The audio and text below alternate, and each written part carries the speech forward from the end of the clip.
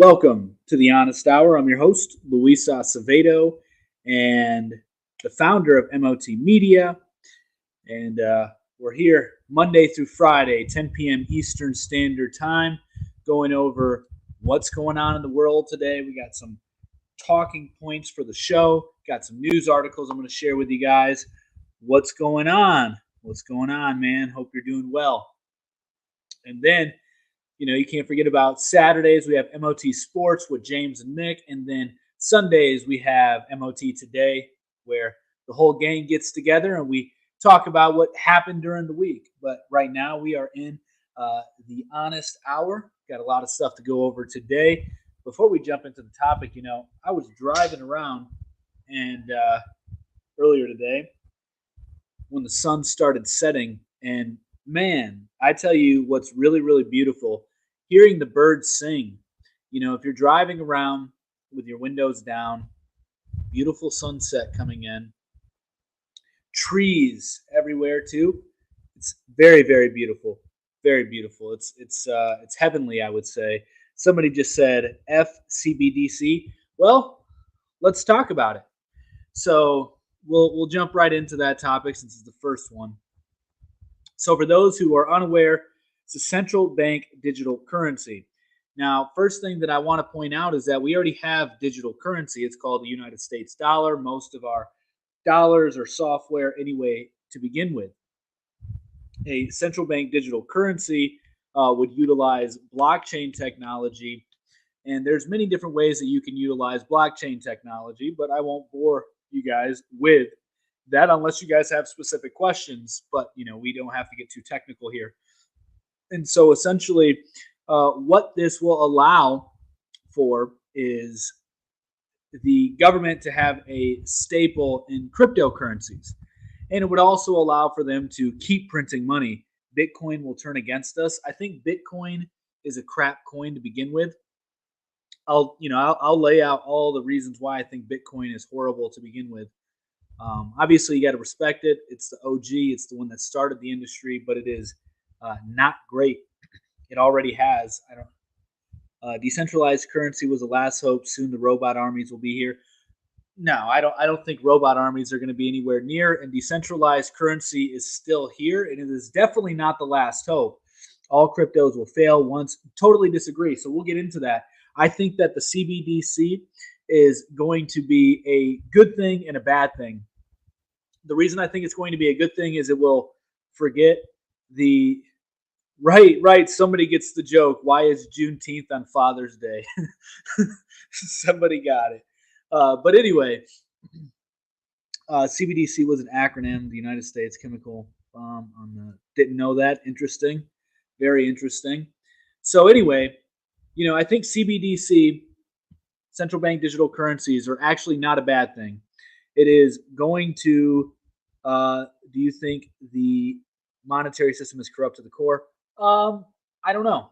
I don't think so. And so anyway, central bank digital currencies will allow the government and allow the Fed to keep the economy intact. And if we're all being honest here, we all need the economy to be intact to live the lifestyle we live. And so with the CBDC, it's going to allow for inflation. It's going to allow for the printing of money to continue. And then it's just going to transfer over. This is what I think. This is going to transfer over a lot of the inflation into digital assets as opposed to physical assets. I think physical assets in the future will be facing some sort of deflationary pressure as more people get immersed in the quote unquote metaverse and are using central bank digital currencies. And so I'll get to the questions here in a second. And so cryptocurrency in itself, I think it's a beautiful thing because with the central bank digital currency, what I think their aim is to make it so you have negative interest rates. Who owns most banks? Individuals with big noses and small hats. We call them gravelers. They do this a lot. So I'll let you in a second. STFU, I am free. I'll let you in 1 second. Let me just finish making this point here. So cryptocurrencies are going to be a beautiful thing during this time because it allows you to escape the negative interest rates that central bank digital currencies will enforce. God, I see a Kate here. I see come to the. I don't think that Austrian economics is bad. I wouldn't say I'm a Keynesian either. I do believe in sound money. I'm just saying that this is where we're going. I'm not saying I'm in support of it. I'm just pointing out what's good, what's bad about it. What's up with the billion? So basically, cryptocurrencies are going to allow you to save money and be a form of alternative assets as opposed to another form of currency. I think that you will have to transfer your cryptocurrency into a CBDC in order to spend it. If you believe inflation is good, you are a Keynesian. I never said that inflation is good. Never once did I make that claim. Never once. All right. Well, the guest who was there is no longer there. Well, if you want to hop in, if you want to come on in, just let me know. We can definitely let you in here. CBDC is just to lock you out from any problems you cause. It could be that. I mean, I think that it will have a social credit element to it. They've already said as much. So there is something to be concerned about as far as that goes. However, it will, I think, elevate cryptocurrencies as a form of alternative assets, which is what they are. They're not going to replace the dollar because the governments are going to take over stablecoins. If you guys are unaware of what stablecoins are cryptocurrency. They're not even cryptocurrencies. They're digital currencies that are pegged to something. And now a lot of stablecoins are failing right now because they're pegs. They become depegged. But the governments, I think, are going to have a basket of all their currencies and have the stablecoin pegged to that. And then that will be the de facto central bank digital currency, I think. And then probably fractional reserve it, whatever. What do you think about the debt-based economy? I'm totally against it. I think usury is immoral. What happens to crypto when the grid and internet fails? Well, then you have bigger problems than worrying about crypto. I hate this argument. It's such a stupid argument. It's like your money, your dollar bill means nothing at that time either because you have bigger things to worry about. If the internet and the grid fails, you're trying to survive day to day, my man. Even gold and silver won't do you good because in the initial fallout of a grid and internet lockout, you are just trying to survive. So the best thing to do in a grid or internet lockout is going to be have your own community and grow your own food. So it's more appropriate to ask why Father's Day is on Juneteenth since Juneteenth came first. Oh, whatever. It didn't technically. It didn't. Um. So, yeah, I mean, and then also people are unaware of the fact that you can actually trade your cryptocurrency without internet. People are unaware of that. All you need is a radio frequency, and you can trade your cryptocurrencies. Now, obviously, only nerds and people who are really, technically savvy will be dealing in that kind of stuff. But on average, most people won't be doing that. And then in that scenario, so like when people say when the grid goes down, well, initially, like I've already mentioned, you're going to have to find food, shelter, community. And then after you find some protection, you get some sort of stability, then you may be able to try to build up some monetary system with gold and silver or bartering in some way, shape, or form. But the monetary aspect of a grid collapse is totally like third, fourth in line. It's like the least thing that should be on your mind. Sometimes it only takes a small group of people to change the ways of the world. I totally agree. I mean, if you think that Christianity is true, as I think it is true, it only took 12 people to change the whole world and start this worldwide religion. But yeah, so Jerome Powell basically said, hey, in light of the rapid growth of, like cryptocurrencies and stuff, we are going to gain dominance with the dollar using the central bank digital currency. Then we have the US dollar isn't pegged to anything and trillions get printed. Well, that's not necessarily true. We have the petrodollar, right? So the dollar is pegged kind of to oil. And you also need to have debt in order to print. So you can't just print, you got to have, debt to print. And you also need dollars in order to get oil. But that is changing because of the dynamic that's taking, well, because of Russia essentially taking over right now. Russia and China are doing very well. They're being very smart. You know what's be funny if we all paid back our debts at once. That I'm a big proponent of people paying off their debts. I think debts are crippling and it gets people in a lot of bad situations that they don't need to be in. The only time they change course is when the world dumps dollars. I just bought that same. I don't know what that is. Yeah, so digital dollars. We already have digital currency, like I've already mentioned. Russia is on the uptick. It is. Their ruble is at a 7-year all time high compared to the dollar. Putin's becoming wealthier than ever. China's also going to be on the rise too, I believe, and we are going to see the dollar decline in its prominence. But the dollar is still the best house in a crappy neighborhood. Do you believe that a healthy economy would house and provide all basic needs for its population? Um, no, I don't. I think that there should be an aspect of capitalism to the economy in order for it to be well or do well. Um, that's what I think. So then we have another question here. Another statement.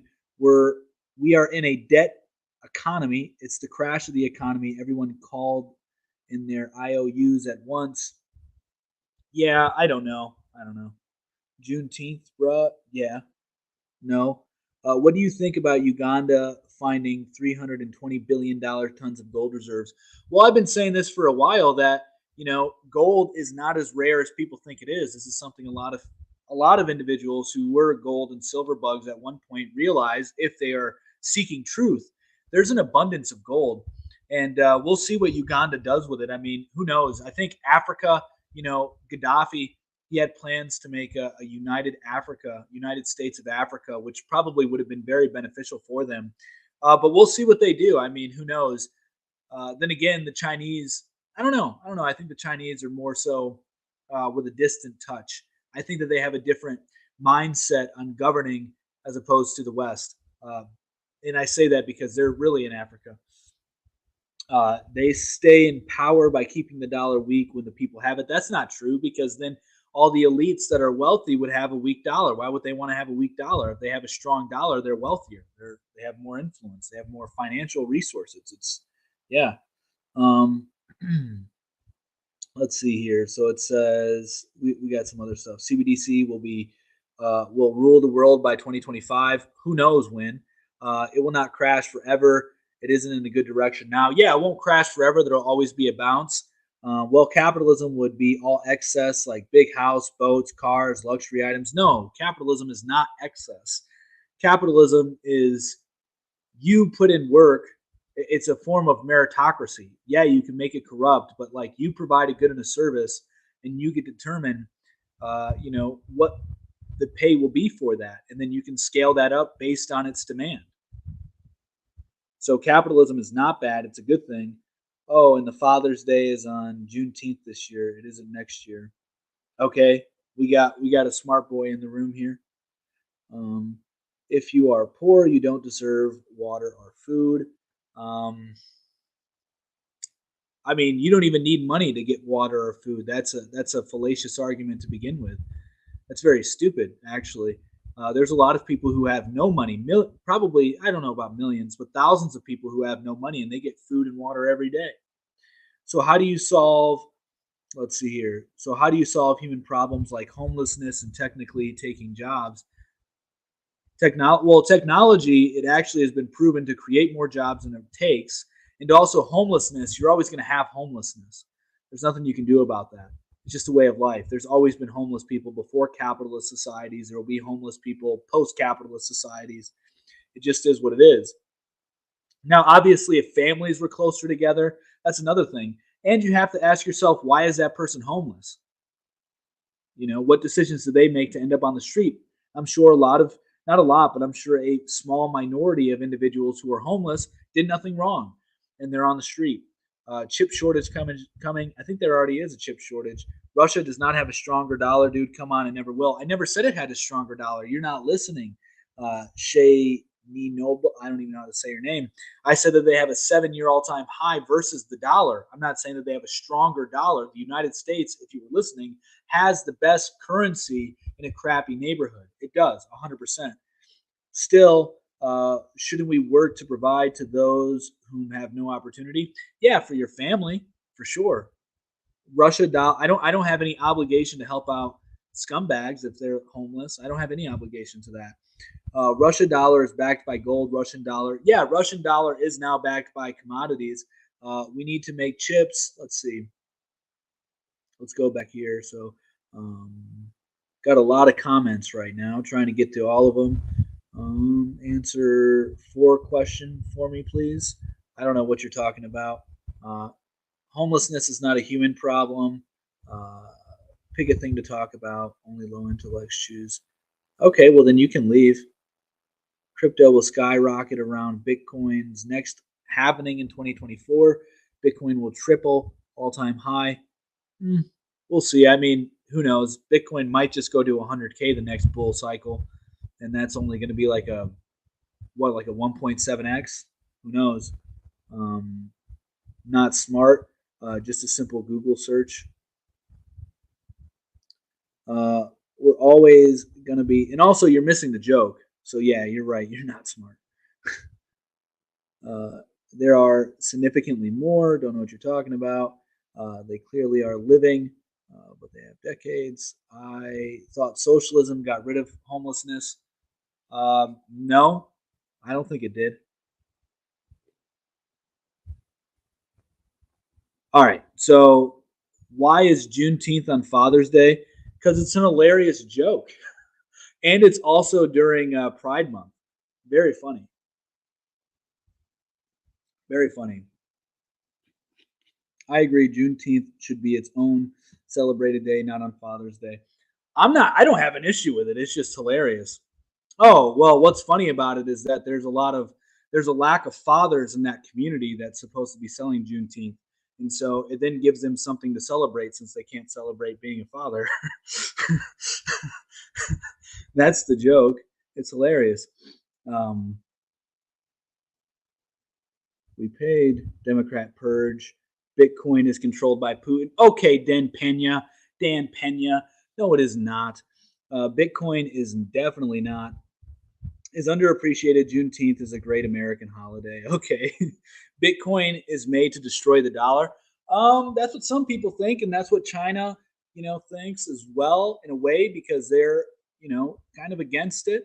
Um, and I understand that, and it is taking. Well, I think it actually strengthens the dollar because what are you measuring your Bitcoin in? You're not measuring it in like, oh, I have 1,000 Bitcoin. No, you're basically stating that I have 1,000 Bitcoin, and that 1,000 Bitcoin is worth like $30 million or something. Um, no thoughts on QFS. I don't know what that is. I have no clue what that is. Russia is owned by Britain. I don't know that that's true. Everyone is owned by Britain. I don't agree with that at all. Definitely not true. Do you have an issue with corporations buying large sections of homes in America, making it difficult? What I actually think is the bigger problem is all these boomers buying their homes and then selling them for overinflated prices. I think that's a bigger issue than corporate America coming in and buying a bunch of homes. I think it's more so an individual problem than big corporations. I mean, why do you want to get into your home and then be like, oh, well, the market value now says it's $500,000, even though I bought it when it was $80,000 40 years ago? You're part of the problem then as well. You could easily be like, give me $80 for this, $80,000 for this house, but instead you're like, I want to follow the market because I want to get filthy rich off of this home, and then it's more so the older generations that are making it more difficult to own. You really have no idea why Juneteenth exists. Yeah, it's a joke. It's a funny joke. It really is. It's in Pride Month, and I guess on this year it just so happens to coincidentally fall on Father's Day. So finally, someone I can listen to. Awesome. Thanks, James Rue. What is your opinion? Real estate. I don't have an issue with real estate. I mean, real estate's necessary, but what I do have an issue with is getting into debt. I think that debt and usury is a really, really bad thing for middle and low income families to ownership. Nobody really owns anything to begin with. You still pay property taxes, and when you're dead, what do you own? You can't take anything with you when you're gone. That doesn't mean that you can't aspire to be in to take claim of things while you're alive. Wrong. Okay, can't blame boomers for inflation. You definitely can. They are a huge part of inflation. They had the world's greatest economy and they threw it away, and they'd rather give their money to charities for dogs than give it to their children. And they rather see their house go up and like 5x their money as opposed to handing it down to their children. They'd rather send their children off to, they're like, you need grit.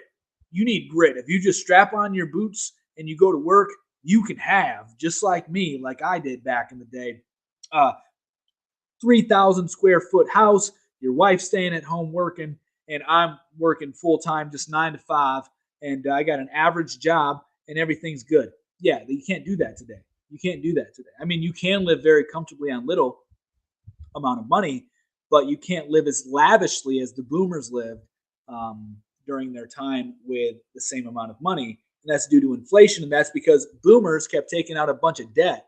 And so inflation, the money printing happens when you're creating debt. You need debt. We have a debt-based economy. You need debt in order to print money.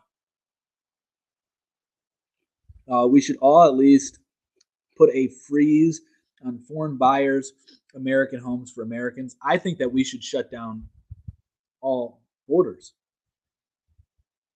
Yes, you can. You're absolutely right. America is destroying the family unit, and it's been destroying the family unit, I would say, until or since the Industrial Revolution. Juneteenth celebrates the end of slavery. You're not There is no end of slavery. That's a very stupid. That's a very stupid thing to say. Every American can get behind that. Wrong. I don't believe that slavery ended, and it never will end because it's a part of everyday life. Because I think that freedom, in and of itself, is a fallacy. I don't think that freedom is real.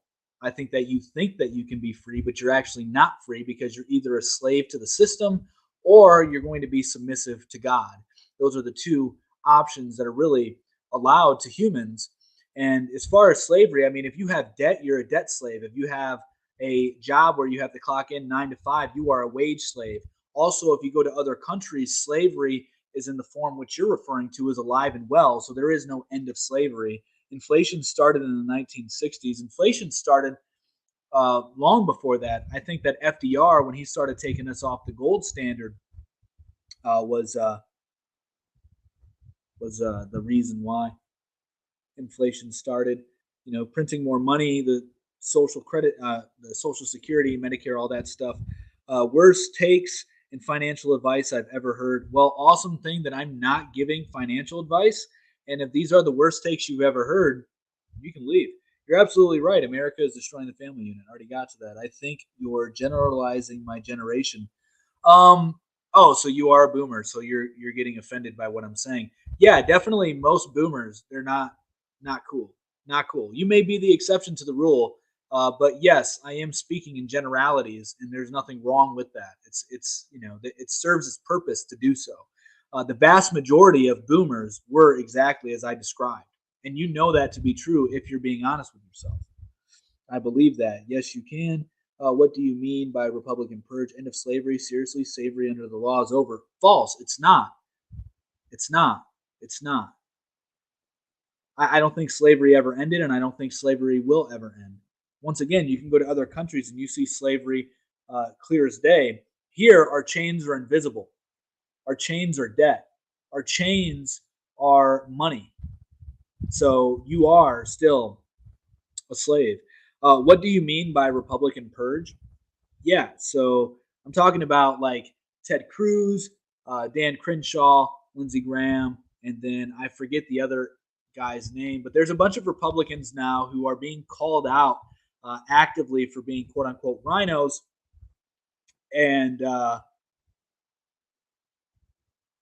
going against traditional Republican views. And so the Republican Party is purging itself of these so called rhinos. And I think that you're going to see not only a red wave, but you're going to see a Trump wave coming in both houses. Now, I'm not saying that I think that it's a good thing or a bad thing. You're saying I skipped your question. What is your question? Repeat it. I'm getting a lot. I just answered it. I literally just answered it. End of slavery. Juneteenth celebrates the end of slavery under the law. Black people, blah, blah, blah, blah, blah. Go and live in Cuba or Venezuela for a while. Your attitude shows how entitled you are. Yeah, as Americans, we're supposed to be entitled. There's nothing wrong with that. You know, the world sees America as arrogant and entitled individuals, and that's not necessarily a bad thing. And I don't even know why you're saying go to Cuba and Venezuela. I don't know why. I'm not advocating for socialism or communism in any way, shape, or form. So, can you show me a law that says slavery is legal? I don't need to because natural law says that slavery is legal. Natural law supersedes any kind of law written on paper. Illuminati starts wars. Yeah, I mean, they do start a lot. That was my question. You skipped. Then, when I said you skipped, you answered. It was bad timing. Gotcha. You do need to. No, you don't. You don't. You really don't. You don't need anything on a piece of paper to say something's a law. For instance, the law as written states that I need a driver's license in order to drive. However, that is logically inconsistent, and that just isn't true at all on any level because I can literally get into my car and drive without a driver's license, literally. So you don't need a driver's license, although it's written in the law that you do need a driver's license. So your point doesn't make any sense. Just because something's written in law doesn't mean that it isn't true or not true on a natural, logical level. It doesn't mean that. It doesn't mean that whatsoever. So, but yeah, so central bank digital currencies. So basically, you can murder. It should be lawful naturally. No, that's not. That's a fallacious argument. That's not at all what I'm claiming. Um, it's not at all what I'm saying. You took it to a totally different level.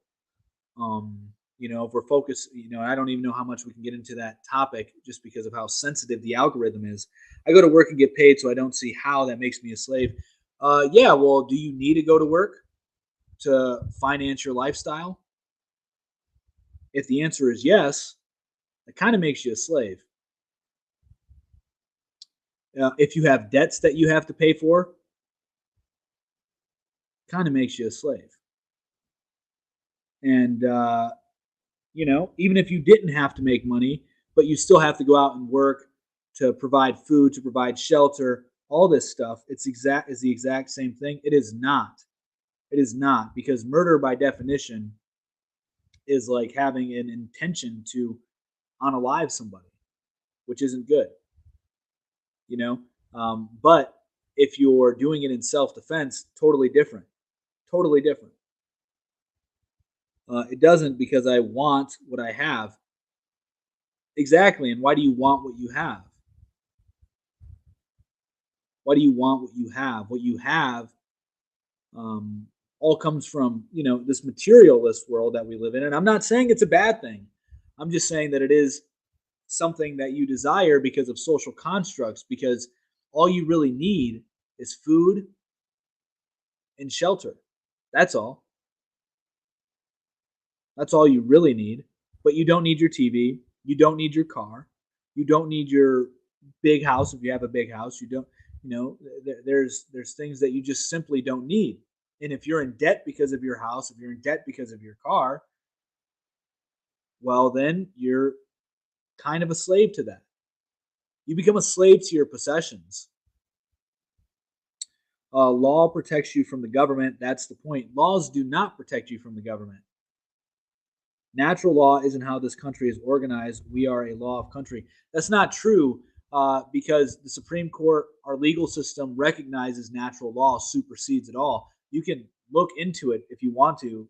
It's clear as day. I know individuals who have had no driver's license for a long time, and every time they go to court, they win for their right to drive because they're a human. They have the right to travel.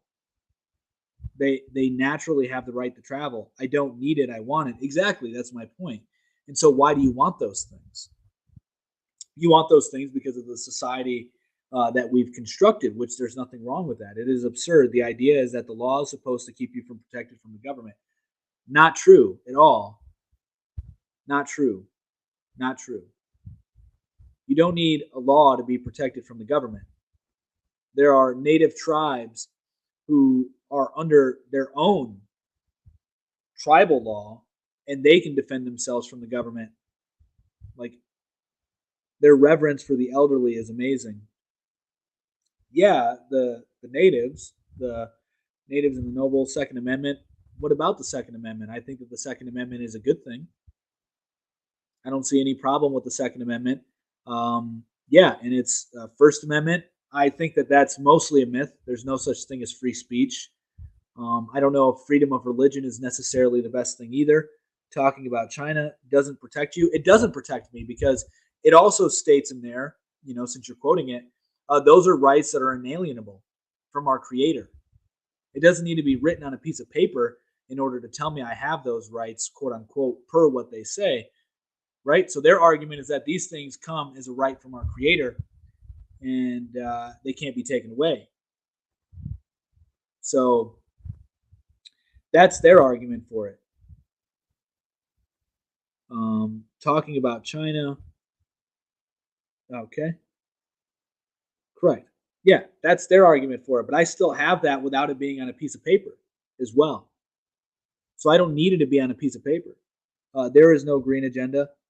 I don't know. So it protects you. No, it doesn't. What protects me is God, the natural order of things, not the government. Because in 2005, the Supreme Court ruled, I believe it was right around 2005, the Supreme Court ruled that it is a call to reality, correct? In 2005, the Supreme Court ruled that the police have no obligation whatsoever to help to protect citizens. The police are only there to protect and serve the system. You see, and governments are a manifestation, are an external manifestation of their citizens' inner world. So you don't need a government. I mean, governments are natural, they'll always be around. So I guess you do need a government, but you don't need them necessarily for protection because you can protect yourself. Okay, I disagree with the ruling. The idea is the government protects you. Yes, I do. I'm not so what I disagree with is that laws are to protect you from government. But I do agree with government is in a way supposed to protect you. I do agree with that. I don't agree that laws protect you from government, but government does have a purpose to protect its citizens. Wonder if China was concerned about family values when they mushed uh, the, the people down the drains. Correct. Government is abused. 100%. Government's a good thing. I think government's a good thing. It's natural. Well, speaking on China now, if we're going to talk about China a little bit. China passed a policy uh, where police are the government. At this point, the government's HR at this point. Yeah, yeah, yeah. They are. They are. I mean, this is why it's very important to have a community nearby because that community nearby is going to serve you much better than the police for sure. So China, as everybody knows, Republican purge. I'll get to that in a second. Everybody knows that China. Do you believe we are headed for a split? I don't know what you mean exactly. So China had a one-child policy. Everybody knows this, but they ended up changing their policy in 2021 to three-child policy because of their collapsing birth rate. And it won't take very much in order for them to get back on track. So China is incentivizing people are sorting into states. Yeah, I do think that in a way. What's going on? It's just fun 22. Hey, how are you? I'm doing well. Yourself? I'm pretty good. I was actually curious about what you were just explaining. About China. That China is more pro-family than America. Yeah. So, So it's very simple. So America right now, we're pushing a pride agenda, as you know, this what this month is. I got to be kind of tactful on how I say this, and that is a way of population control. Fact, it is a way of population control, and it's also very bad for a society. It doesn't help society grow whatsoever. And so the United States is disincentivizing individuals from having children, whether it be because of the narratives of inflation, um, sending mothers off to work as opposed to raising their children. There's a lot of things that factor into that. As far as China goes, China is actively incentivizing their population to have 3 children, and that is a beautiful thing. So China is actively incentivizing it with their government for families to grow, whereas America has a totally backwards view. And China doesn't allow, this kind of narrative of Pride Month in there either. So, China is aware of what's going on and they get it. So China is definitely more pro-family than America. so I have a question. So you said that Pride Month, or quote unquote the Pride agenda, was nothing but a way to keep the population down. In part, yes, in part that's a huge agenda. So I'm sorry. Do you think that gay people are gay specifically to bring the population down? Like, do you think they choose to No, be gay so that the population stops no, growing? that's not what I'm saying. No, that's not at all what I'm saying. All right. Well, I think I misunderstood, because what I got from that was that gay people are here to stop overpopulation, is what I understood from that. There's a larger agenda, yes, where that is a part of it. 100% true. Now, it doesn't mean that those individuals who identify as such are actively stating, I'm supporting this agenda because I want population control to go down. Therefore, I want to, you know, do things in nasty places. That's not the point I'm making at all. No. A lot of it comes from abuse, comes from grooming,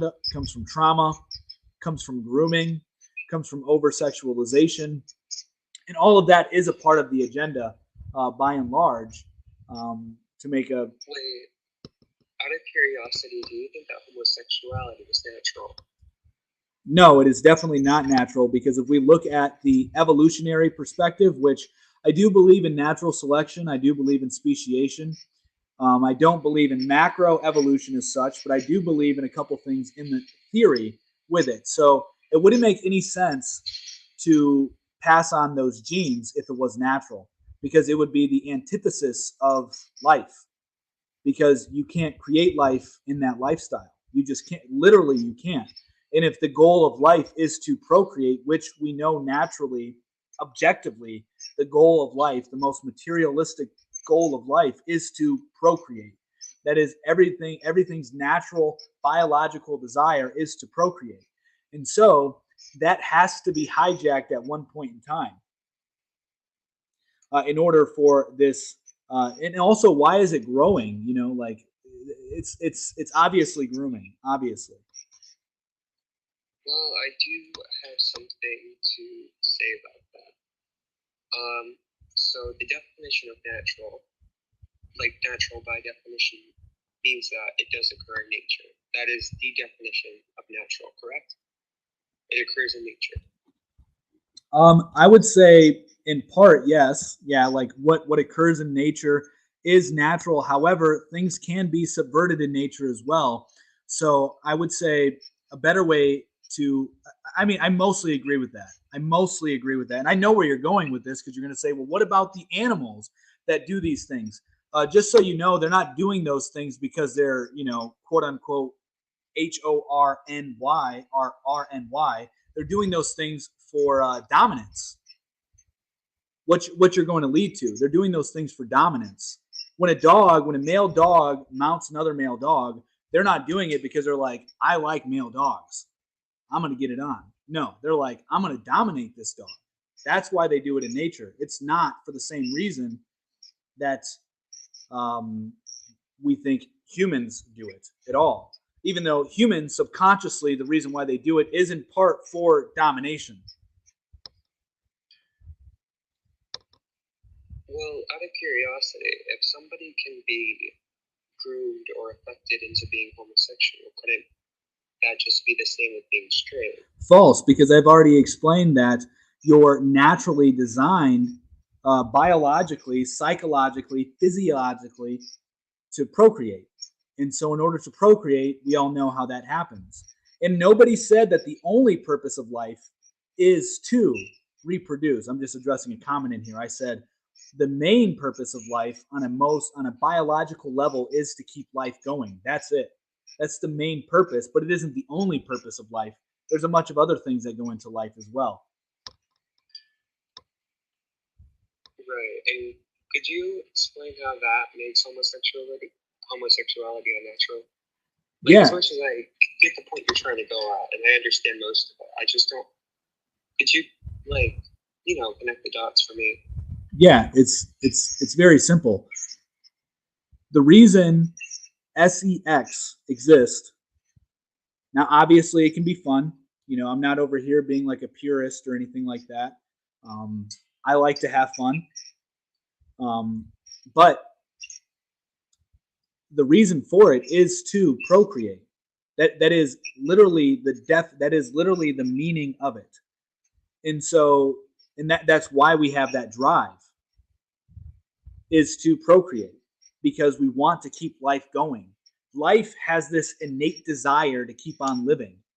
And so every biological entity is going, whether it's asexual, where it can do it on its own, or it requires a mate, is going to seek that biologically. And now that can be subverted. We see that with ants as well, right? Like our other bugs or insects or smaller rodents, you can see that being manipulated, like in Rat Utopia.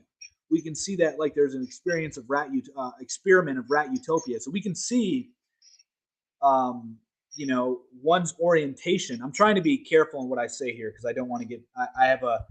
They like to kick me off of these live streams, but for these orientations, like let's say you change uh, I forgot where I was going with that, but ultimately orientations can be subverted. All right. So you say that you think that homosexuality is unnatural. Now, out of curiosity, do you think it's wrong? Yeah, I do. In my belief system, I think it's wrong. I don't think that it should be promoted, and I don't think that society should accept it.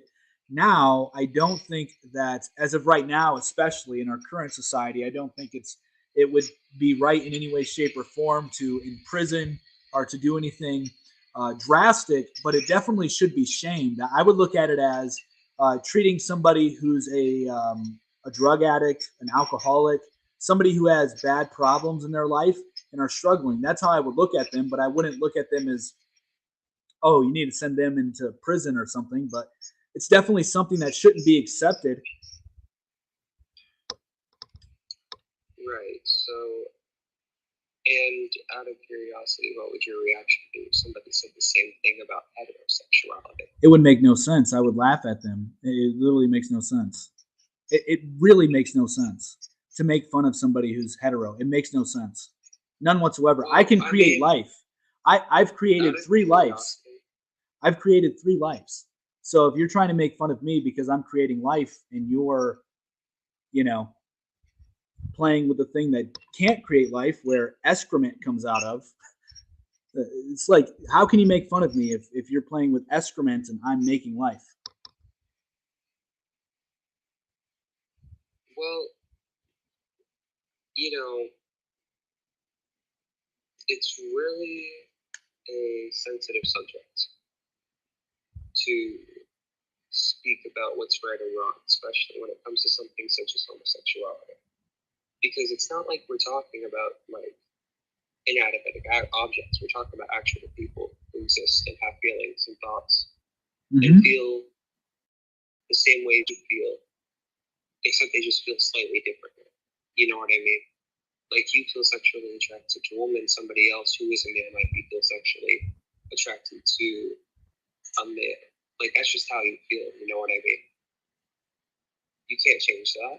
You I mean, you can. could try. No, you definitely can. I know people who have. 100%. 100%. It's choice to do that because it's not natural. 100%. There's no gene for it. You can't identify a gene to say this is how. This is how somebody is that. You can't identify a characteristic that this is how somebody is that. And also, if we believe in anything that evolution teaches, which, as I've already made the disclaimer, I don't necessarily agree with macroevolution, but I do think that natural selection is true. I do think speciation is true. So if we come to a common agreement on those things, it would make no sense. It would be literally impossible to pass that gene on, literally, because you would be doing nothing to create life. Literally, it would be impossible. The gene would die. It would die off. You think that homosexuality is wrong in a scientific sense and not a religious stance? Both. Oh, okay. So, out of curiosity, what's your religion? I am a Christian. All right. Okay, so I've had this conversation a few times. Bible states that homosexuality is a sin, right? Yep. So let's go onto the Bible then. Let's talk about the Bible. Okay. So the Bible, right? Do we know who the original writer of the Bible was? No, we don't. First ever copy. Nope. All right. So you've never met this person. You don't even know who they are. Nope. Right. So therefore, it could have just been written by any normal person, any normal man. Yep. Like you and me, just sitting there having a conversation, it would just be like this. Yeah, that's a possibility for sure. And so they shared this story, right? And that's how Christianity originally started. Now people start making their own copies. Now, if you really think about it, there are thousands of Bible copies out there, all having their own rules and everything. And multiple of them, hundreds and thousands of them, are connected to Christianity. And that's a huge problem I see in the Christian religion and the community, is that it's very confusing because the people in the religion have a lot of different views and different beliefs, and it varies a lot. And the thing I hear about Christians and homosexuality a lot is that they think it's sinful because of what the Bible says. But the thing is, the Bible has been changed thousands of times. There's actually a proven fact that in the 1940s, it was translated and they swapped it from man shall not lay with boy to man shall not lay with man. Originally, it was speaking about pedophilia, not homosexuality. That is an interpretation. And also, you're making, so the argument you're making here is that the Bible has been translated over time, therefore we can't take what it says literally. I never once made an argument from the Bible to begin with. I made all my arguments from a logical perspective and a biological perspective. So I'm not using the Bible in order to support what I'm saying here. Now, as far as how I know, because I get your point. Your point is we can't know what's true in the Bible because it's been interpreted so many times. We don't know who's written it, etc., etc., etc. I agree with you. However, what you are able to deduce is what is true in your physical world, what is real in reality, and then you can see if it lines up with the scriptures. And if that is the case, then you can logically conclude with 100% certainty that what it's saying there in that scripture, whatever it is true. So I don't need to read the Bible to come to these conclusions at all. We got somebody else that wants to jump in here. Connor Ward. Hey, what's up? Hey, how's it going? Hey, so I've been listening to a little bit of your discussion with this guy, and some of the things that you're saying, I'm not really sure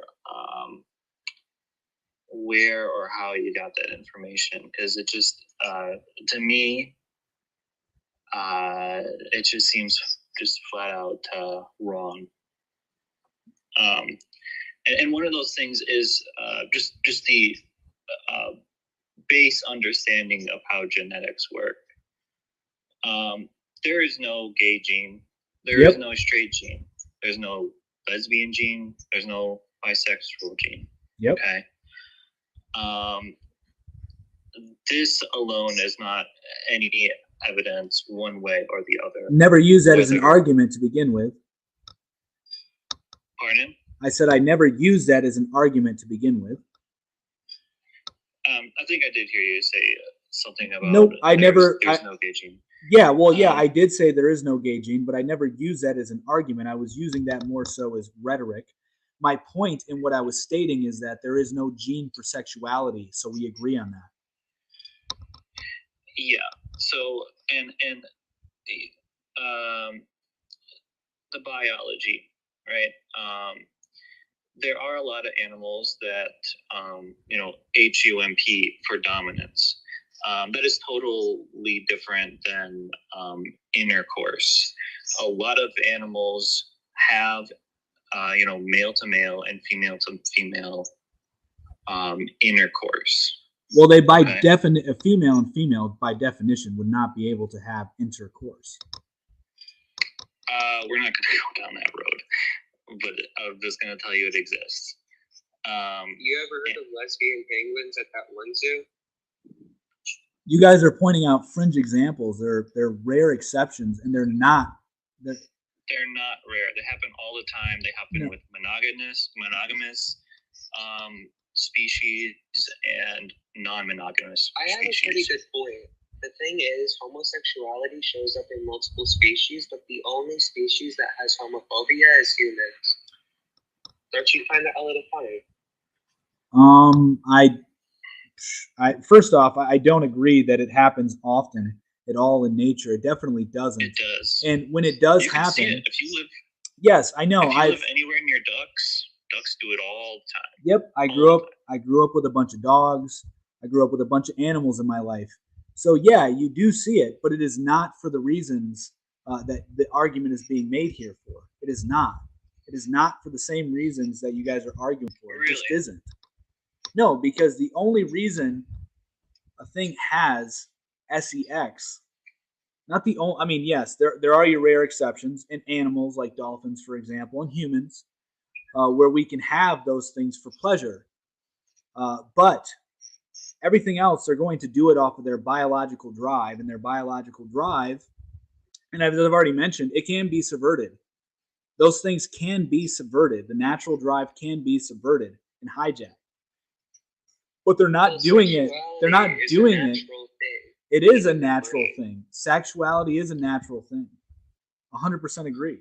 It's a very natural thing. I'm here to tell you that it does happen all the time with the purpose of pleasure. 100%. There's no way to prove that with animals. There's no way to prove that. I'm telling you that you're wrong on that. But there's no way to prove that. Can you ask a duck? Can you ask a duck, are you doing this for fun? Are you doing this for dominance? Or are you doing this because you're confused? Can you ask a duck that? The animal behavior that you're talking about, one has a finish and one doesn't. So the one for dominance does not have a finish and is not a certain organ is not stimulated. That isn't true. That isn't true. I've seen many of times where animals who are doing what you just, not many of times, with dogs specifically, where they do have, they have a hard on. Yeah, so that's a little bit of a different behavior. Dogs do that for a lot of different reasons. But the one that you're talking about, dogs go through phases of heat, and that's not what I'm talking about. Just pretty much go at it with anything. No, only female dogs are in heat. Male dogs are not, and male dogs are the ones who typically will do that because they want to assert dominance. And they usually have one of these. They usually have one of these when they're doing it. So male dogs go through a different type of arousal, and that's what you're witnessing.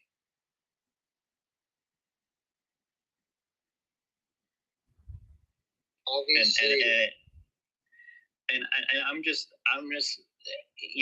we could cherry pick specific anecdotal examples of what you've witnessed in your life, but I'm here to just say that that's completely false. And even if we fall back on how do we know, there's no way to prove one way or the other, then the claim that you're making is totally false.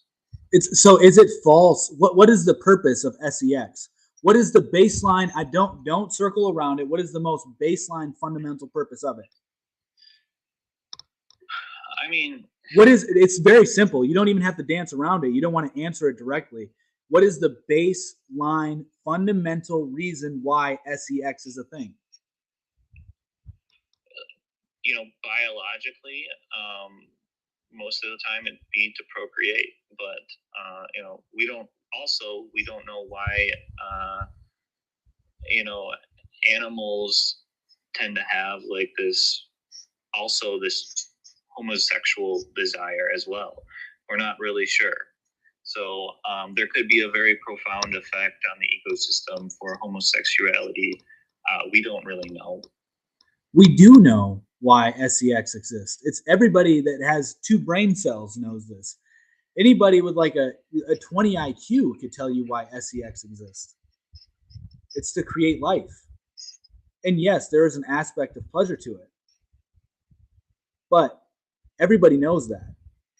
That's not even debatable. That's not even something that's subjective. It's very objective as to why it's a thing. I have a question. All right, so obviously we know this. They're the reproductive organs, right? You're either born female or male biologically, and you're either born with one or the other. But there's another body part that is commonly known as the G-spot. Yep. So could you go ahead and tell me what the reason for the existence of this body part is? I don't know. I don't agree. I mean, I know that it's a thing. I know that it's real. Do you know what it does? Explain it to me. Well, the main thing it does is that it pleasures the person. Yes. And the thing about men is that rather than, well, you see, women, they have it in their reproductive organs. It's there in theirs, right? So let's take that, right? And now let's find and talk about where the G-spot is in men. Do you know where that is? I do. In the anus. Mm-hmm. All right. So why do G-spots exist in men's anuses if they weren't supposed to experience pleasure there? Reproductive organs are made to reproduce, and that's what sex is for. Then what is a G-spot for? Well, in a gay man's ass, right? Well, a G-spot is not the spot where you're going to reproduce for a male. You can't do anything with that. Well, obviously, it doesn't have the same purposes of reproductive organs, but it has a purpose. It has a reason for being there. There's a reason it's there. And I'm sure there's a difference for pleasure, and it's in a man's anus. Then why would it be there? Well, I'm sure that there's other technical reasons as to what that certain thing does, as opposed to just simply pleasure. I mean, I'm sure that the G-spot does sort of. Exactly. So I'm willing to bet like $100 that the G-spot is simply it can be a byproduct. One of its byproducts is pleasure, but it's not its main function. Right. But I mean, that's actually the thing. The G-spot's main function is to be inner and feel. That's kind of its whole thing. Just as sexually reproductive organs, their purpose is to obviously or at least their main purpose, is to sexually reproduce. But the G-spot is specifically for the pleasure part. That is its main function. That is part of what it does. That is a huge part of what it does.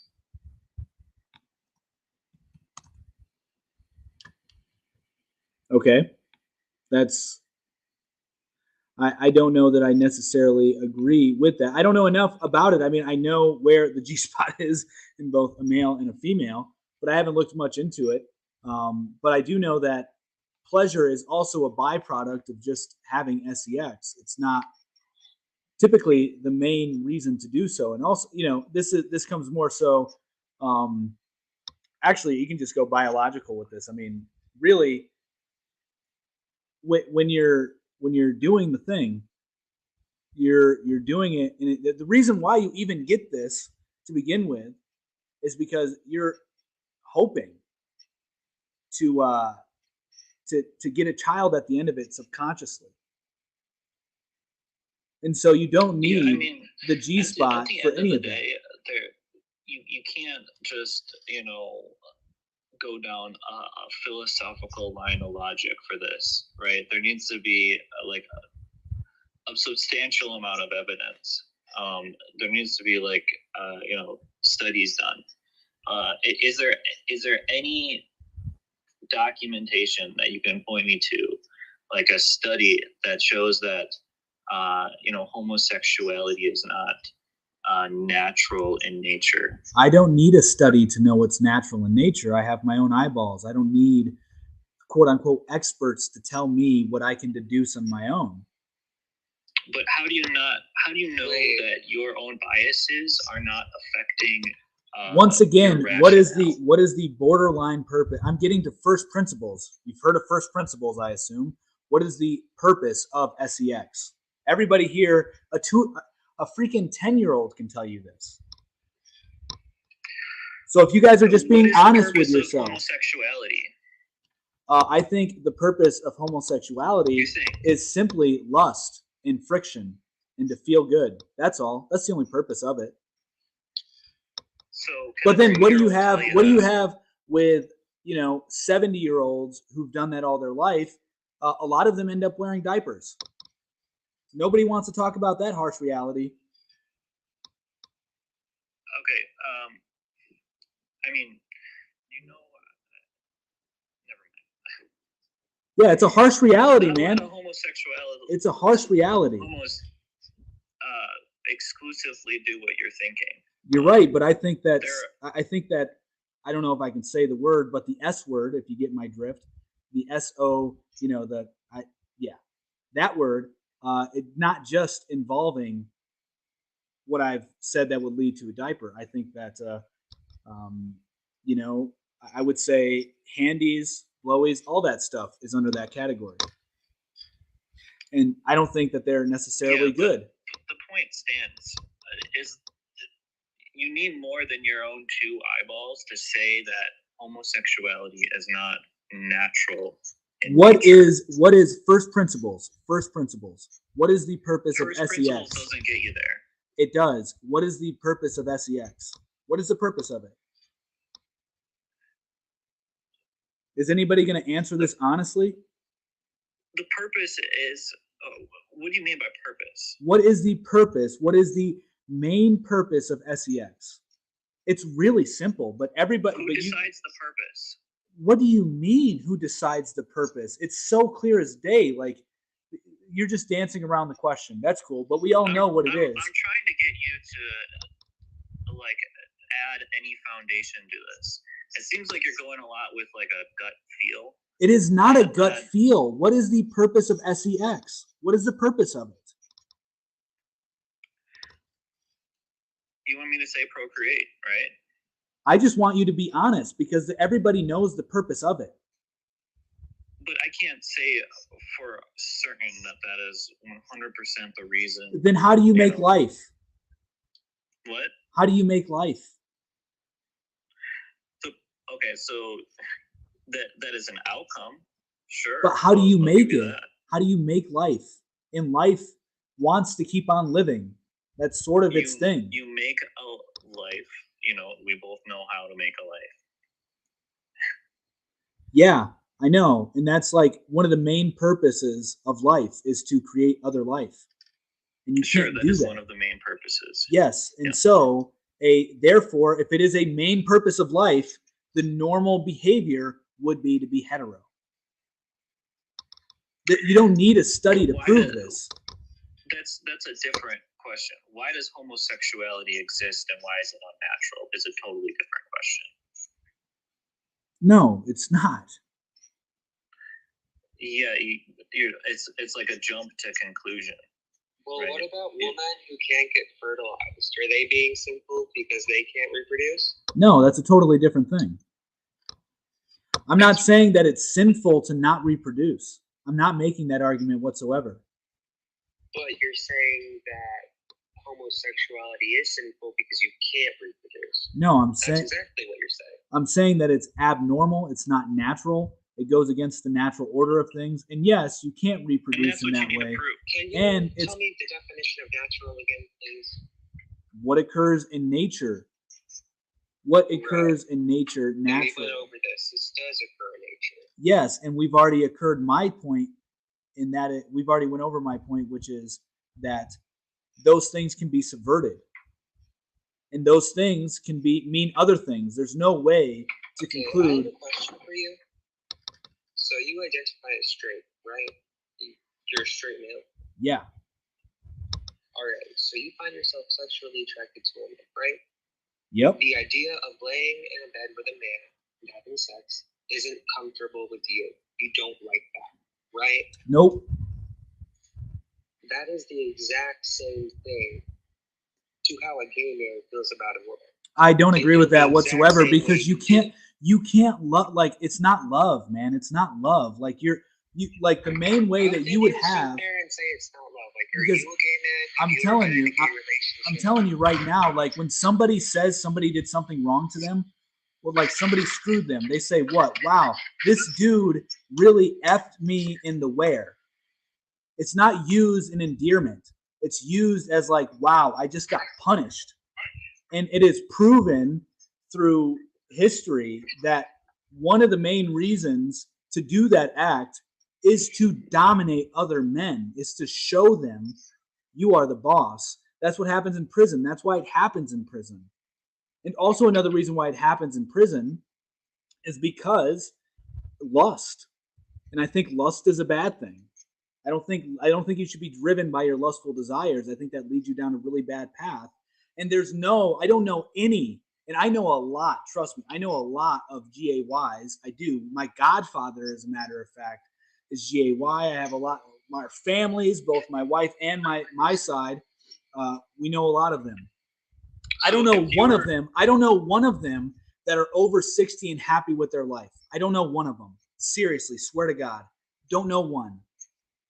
But I can tell you right now, I know what you're going to say. Well, I'm sure that there's 60 and 70-year-olds who are straight that are not happy with their lives. True. But I do know a lot that are actually happy with their life. But a lot of them are not. Especially the ones who have to wear diapers because of their life decisions. Do you think if you were in prison, you would get driven to gay sex? Hell no. There you go. All right, I have a question about the whole lust thing you said. So let's talk about lust. You said you think that lust is sinful, it's wrong. Mm-hmm. But the thing about lust is that it also drives straight couples to have sex and reproduce. The exact same thing you were using to argue against homosexuality. I would say that that's love. No, I would say that love and lust are two different things. I sexually desire my wife. I don't lust after her. I mean, lusting is totally different. Sexually desire is lust. Lust is sexual desire. That's a natural feeling. They're one and the same. Lust is sexual desire. Lust is sexual attraction. Lust is the wanting of sex. Sorry? Well, you didn't hear me? Yes, I did hear you. And so it is a very strong sexual desire. Yes, that is correct. However, most times, and the way lust is understood, is to do so without reproduction. It's to do so without love. And I think that love and lust are two way different things. I think sexual desire out of lust. People reproduce out of lust too. Yes, they do. I think that sexual desire out of lust and sexual desire out of love are two very different things. Because I can look at a woman and find her very attractive, right? But then that feeling, as far as sexually goes, it's going to be different than the feeling I would have with my wife. There's a clear distinction. But out of curiosity, do you not think that a man can't feel the same way about another man? Like, love them? I don't think no. Gays aren't capable of love. Well, I do think that. So, if we're talking about love in general, of course, I can love another man. I do love men. I love a lot of men in my life. I think there's nothing wrong with men on men loving each other. I think that the issue is that you conflate having abnormal relationships with love. I'm talking about romantically. I know, like, and that's what I was just stating. Was romantically out of sexuality. Yes, I don't think that that's possible physically. I don't. You don't think what's physically possible? Or emotionally, rather, love between two men. I don't think that that's possible whatsoever. Well, how could you know when you're not a gay man yourself and you've never experienced it?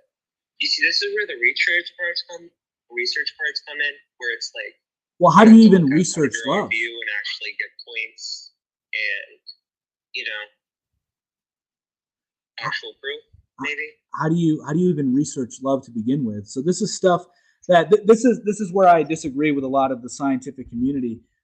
We are more, especially this is something that a lot of people miss in today's society, and it's because of PORN. It's because of other addictions that you don't know that your intuition, your gut, what you see, you can't trust with your own eyes because first off, there's a lot of lying going on. I'm not a liar.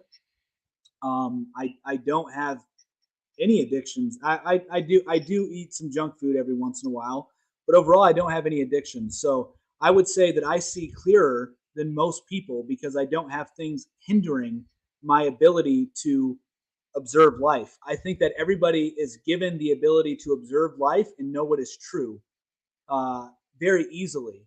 But unfortunately, in our society, we've become so distracted and pulled in so many different directions that we're confused and fragmented internally. And then that leads us to these obscene or absurd, rather, ideas that you can have romantic love with another man. Like, it's just not possible. And to say that you need a study to prove this is also something that just shows me that you don't trust yourself enough to come to these conclusions.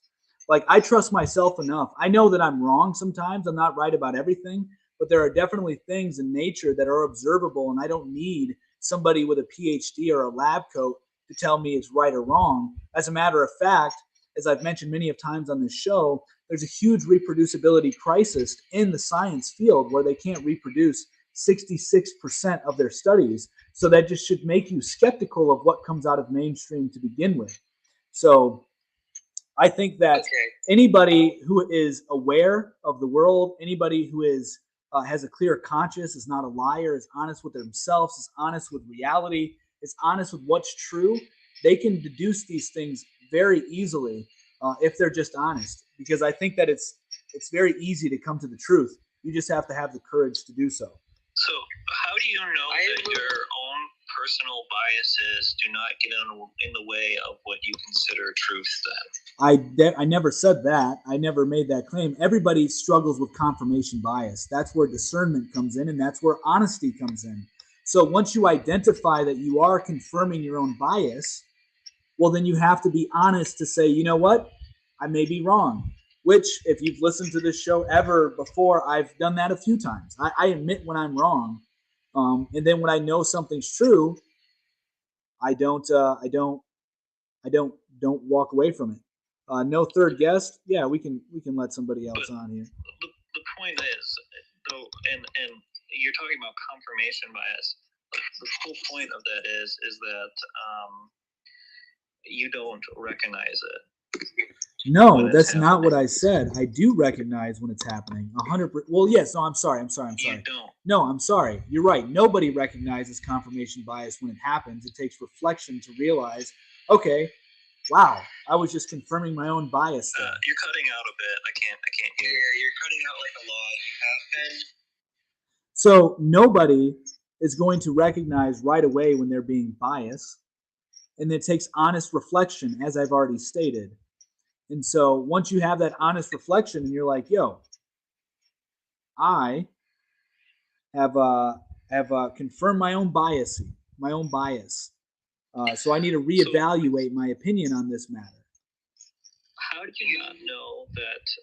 Let's say, for instance, Google knows that you're, right wing, and it offers you articles about how right, or you're a person who watches MSNBC all the time, and you think you have a grasp on the world and how the world works. How can you make a claim about the world, living in your own bubble, receiving all the information you're receiving, when all of it could be towards biased towards your own particular viewpoint?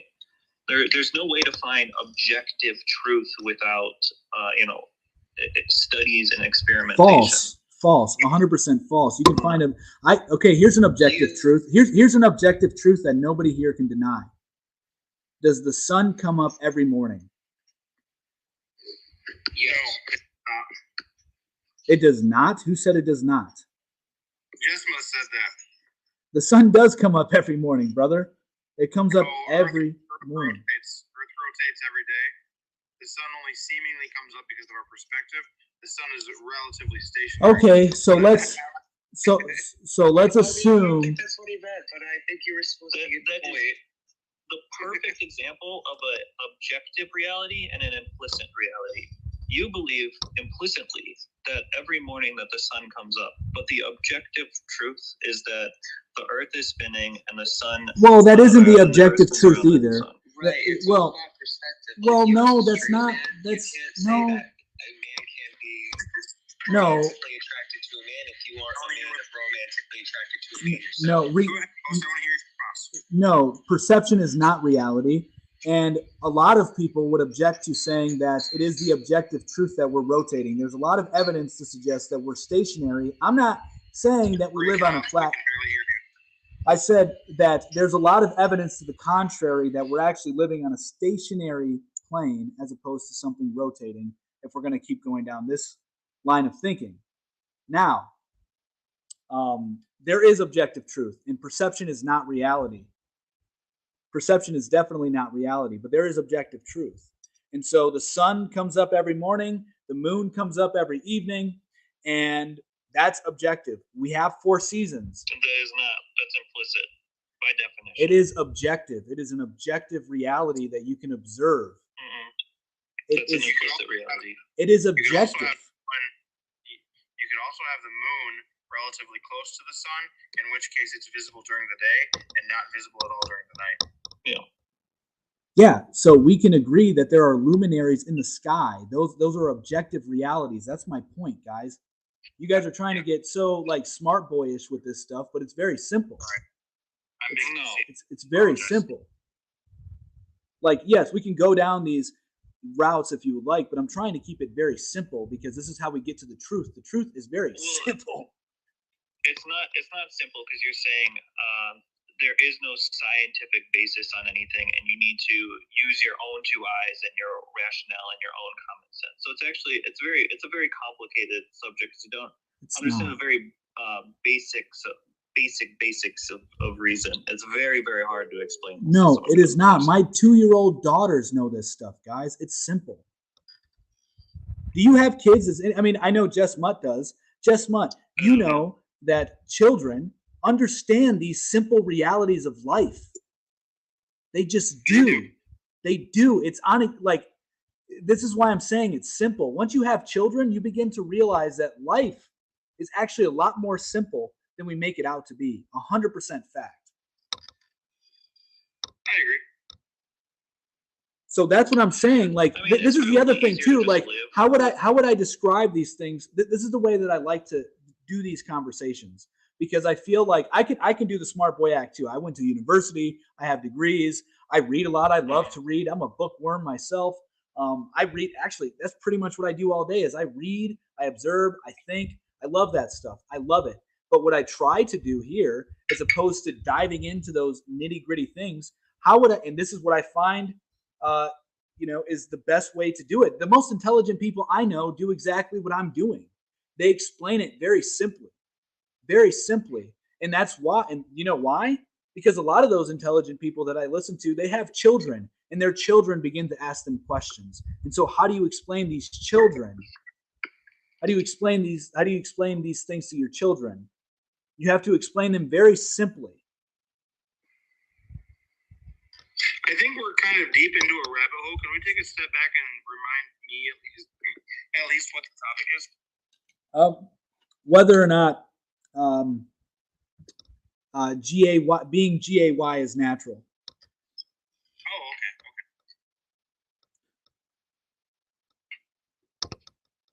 Did you have something to say about that, Chestnut? Well, I recognize that if we watched nature, we could see examples of things that we might describe as being GAY. But then if we look at nature as a whole, we would recognize that those instances are very much outliers, and therefore we might consider them to be the exception to the rule, and the exception always proves the rule. So it's very difficult for me to say just by looking at nature.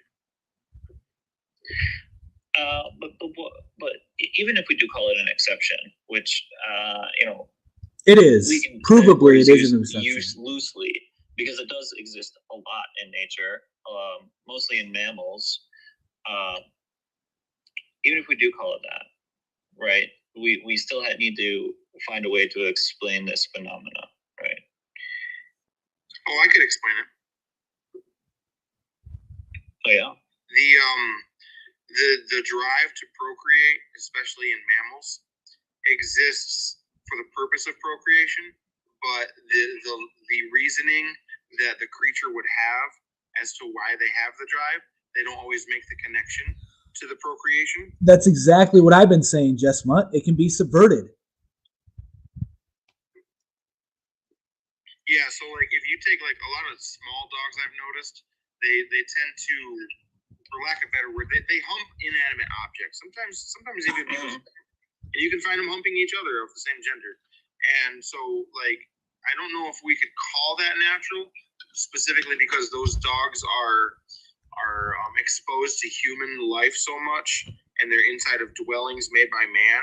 So I don't know if that really qualifies as nature or natural. That's okay. So it's a moot point. Why don't we focus on something that is in nature and isn't natural? Like, we could talk about dolphins or ducks or whatever animal you want to bring up. Yeah. Bring up an animal. Ducks do it, and they're also monogamous. So there needs to be an explanation for that. Ducks also use the R word when they procreate. Yep. if you look at the way a female duck's anatomy works, there is a corkscrew effect that is actually opposite direction of the male's genitalia corkscrew.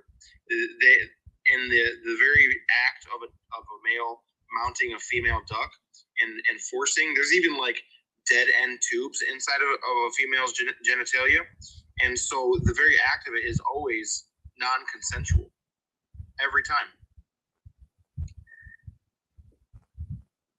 Well, I mean, it could be argued that it's putting consent onto an animal without a lot of reason is a tall order. Did you want to use a different animal? Well, I'm just saying that wolves do the same thing. Lots of animals do that. It's humans like do it. Evolutionary traits. The barbed. But Jess Mutt made a very, very good point that would continuously support what I've been saying. But it doesn't explain why ducks are monogamous and why they stick with the same partner for life, whether that's male on male or male on female. That's the way nature created them. They have a loyalty to their sexual partner. Yes, and monogamy would be exclusive to men and women. it's just not possible in nature for it to be the same. It just wouldn't. Because then they would eventually leave that male on male partner to go find somebody to procreate out of natural desire. So then therefore the whole monogamous argument of same sex doesn't work for ducks. It doesn't work for anything. Plus, everybody that I know that is GAY is extremely promiscuous. Extremely. Like, more so than a lot of the straight people I know.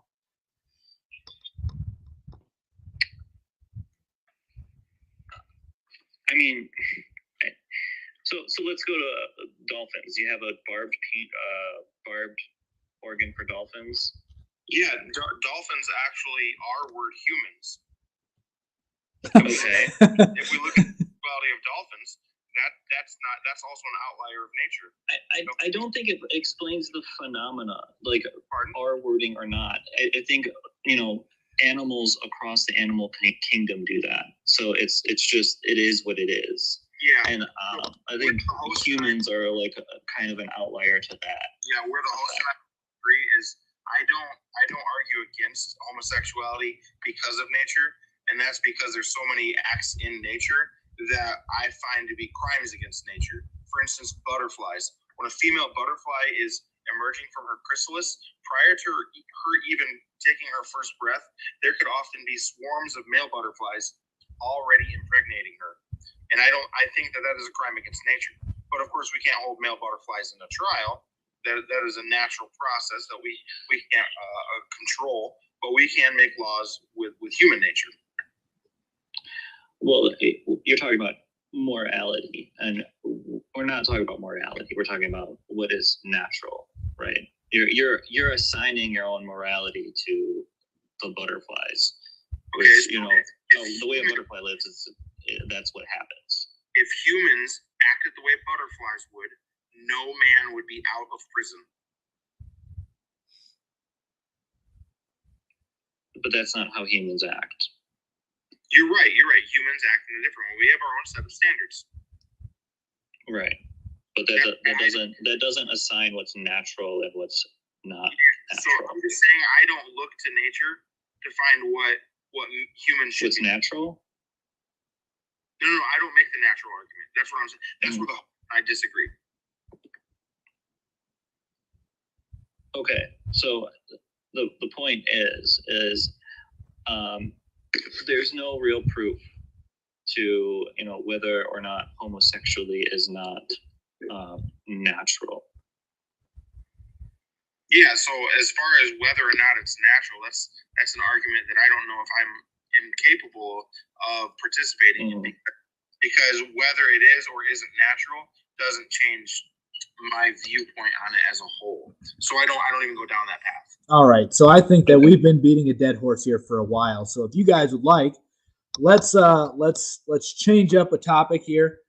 Sure. And let's see. We got some topics here. Is there anything here interesting, you guys, if you want to stay on here and have a chat about that? Because I got articles and everything for all those topics. So. I think Legos are far superior to Mega Bloks.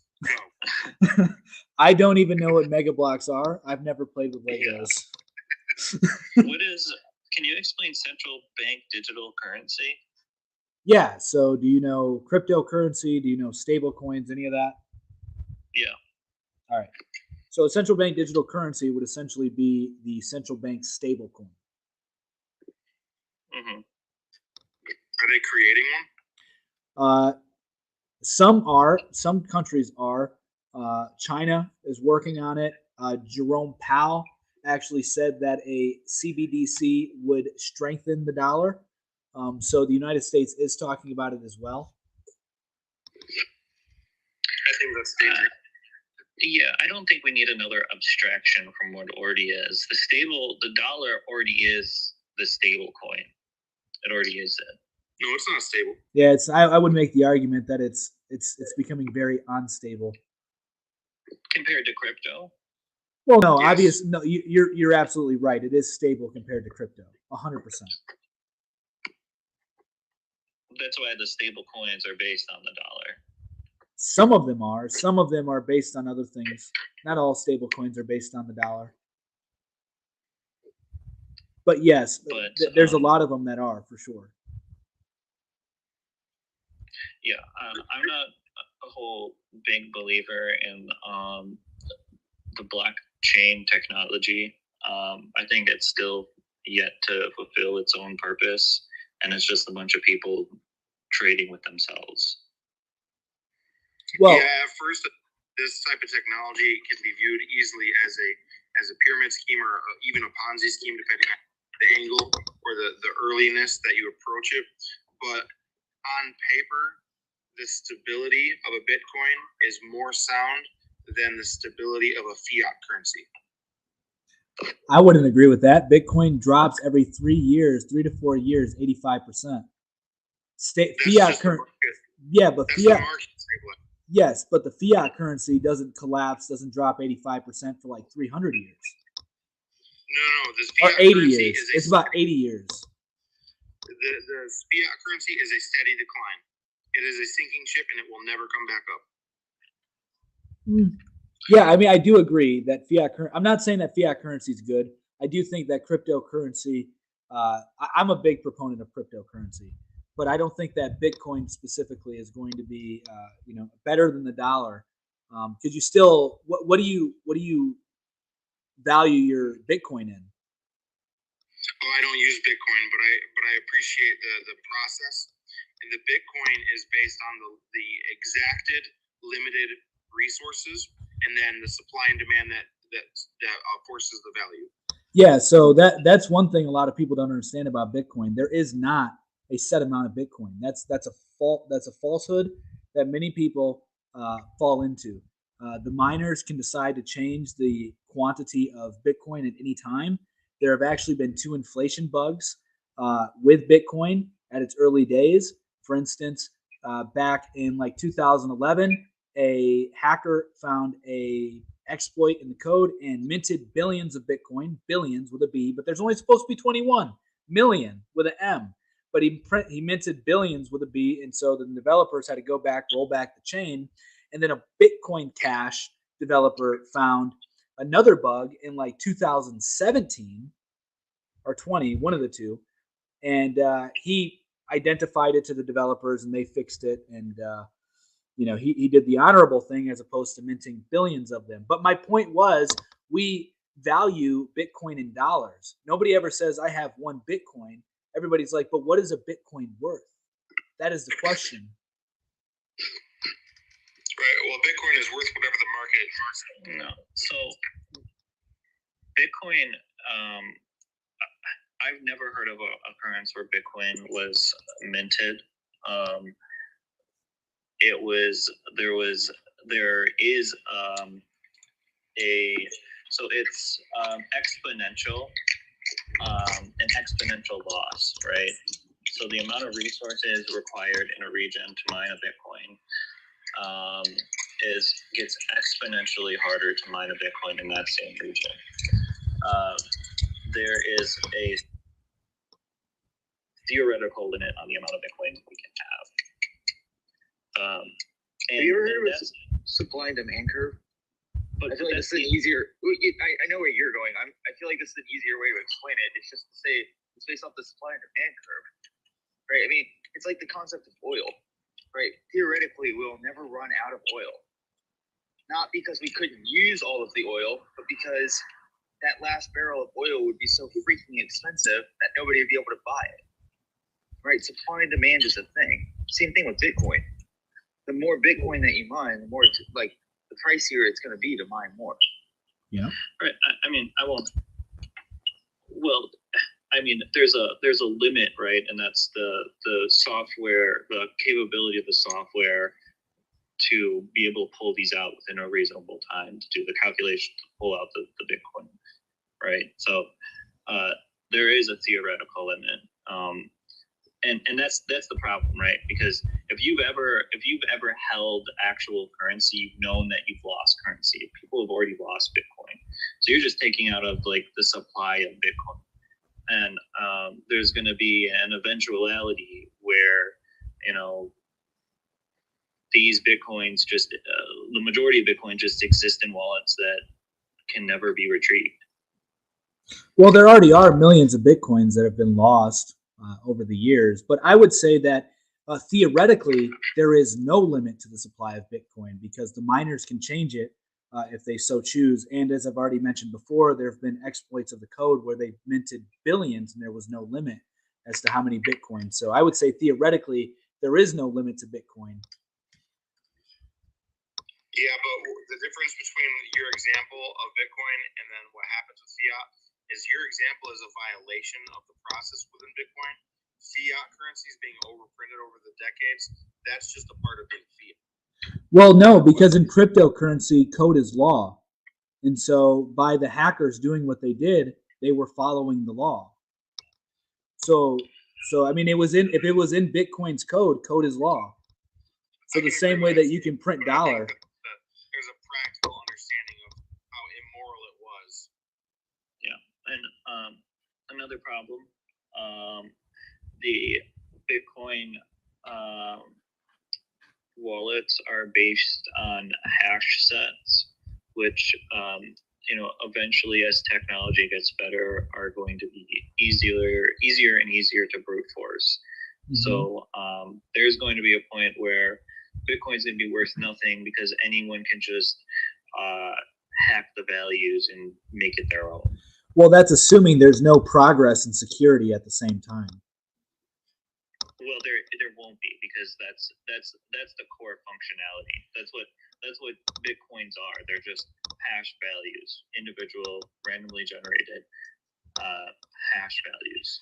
Yeah, but you can put those things in cold storage where you need maybe you're getting too technical for me here, and I don't know because you sound like you actually know how to code and stuff. And I mean, I am pretty technical when it comes to this stuff, but not on a coding level.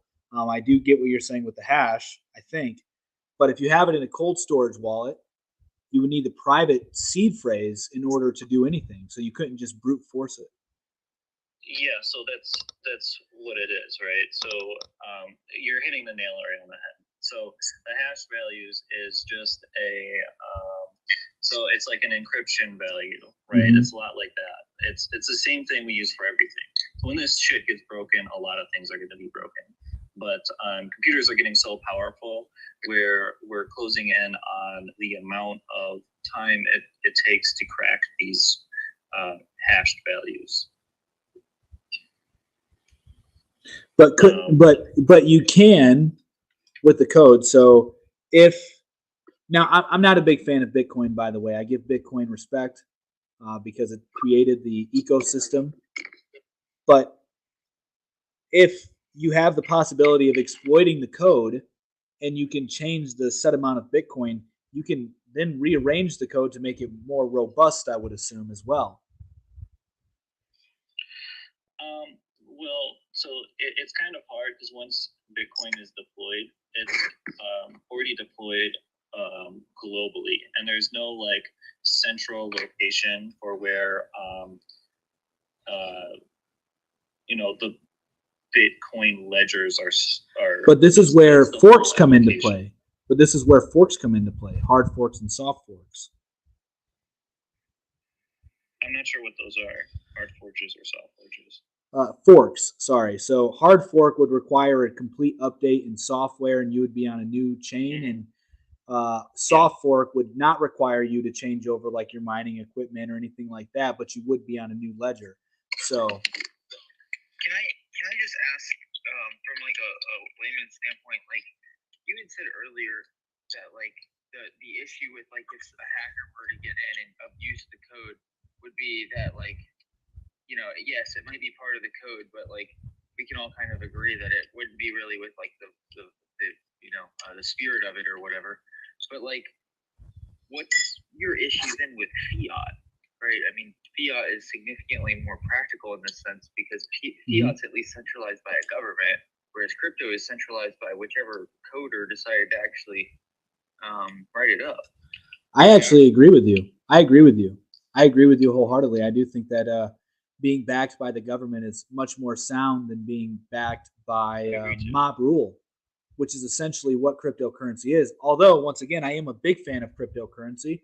I have a different view on it, though. I don't look at it as a form of currency, so the name of currency is kind of a misnomer. I look at it as more as an alternative asset.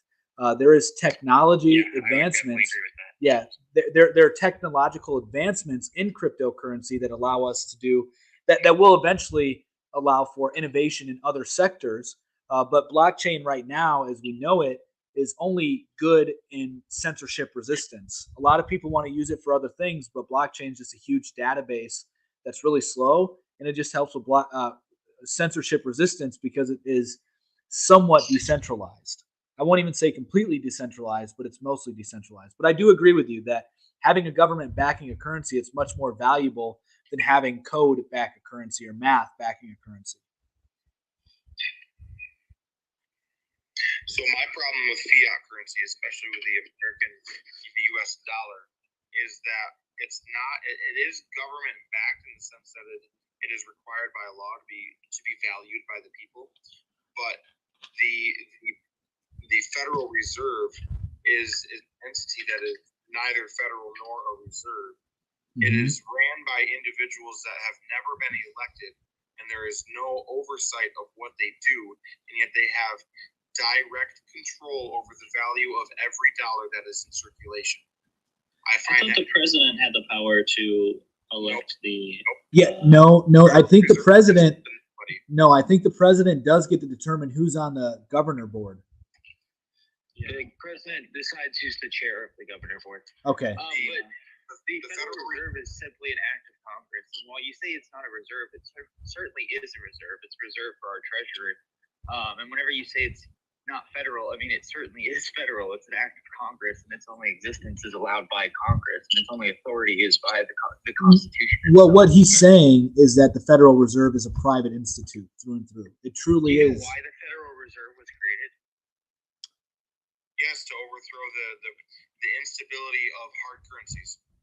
Yeah, so the reason the Federal Reserve was created was because there was a whole bunch of banks all over the country that were having a lot of currency issues. And people like JP Morgan were extending personal lines of credit. So because they were freaking rich oligarchs, so instead of doing that, they just created the banking system so that they could use the centralized banking system to give out these loans so that their personal assets wouldn't have to be tied up all over the place. JP Morgan funded the Federal Reserve. I mean, yeah. I will repeat what I literally just said. JP Morgan got tired of having his money loaned out to people all over the place because back before the Federal Reserve, back before we had that system, you had a bunch of rich oligarchs who were running basically personal loan systems where they were acting personally as banks. They didn't like that because it had all their assets tied up all over the place. So they decided to work with the government because there was a whole bunch of bank runs and people all over the country were struggling to get the money they needed when they needed it. So they decided to work with the government and come up with a solution. That's when they decided to centralize the system with the Federal Reserve. But the Federal Reserve is an act of Congress.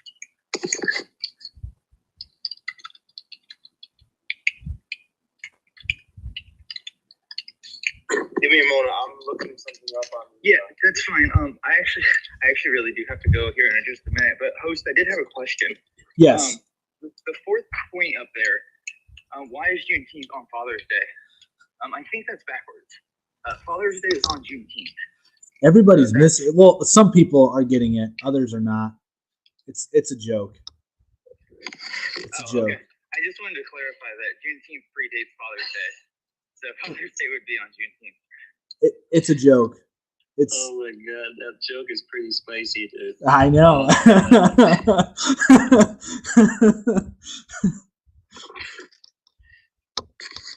But I would say I don't believe in a digital currency. I don't think it'll go very well for us in the future. We already have a digital currency, though. I think the credit system's already screwed enough. I'm largely a proponent of abolishing currencies anyways, typically because I'm a communist. But I don't think that we should be letting ourselves slide deeper into this debt cycle and allowing capitalists to own more of our lives. But that's just how would that work, abolishing currency? Well, I mean, it's part of communism, right? You'd be removed. I mean, right? It's value of life, right? What's the purpose? What are you doing in society? Are you living life to find joy, or are you living life to get dollars? So you structure a little bit of column A, a little bit of column B. Fair. Hey, we got somebody else that wants to come in here, so I think it was. Yeah, I'm about to bounce. All right. No worries. Be good, everybody. All right. Take care. I don't know who it was. There we go. All right. Hey, how's it going, Jesse? Hey, how's it what's going? up, friendly? No, I wanted to talk to the leftist communist veteran guy. What Oh, was he's he saying out. about yeah, no, it's sad.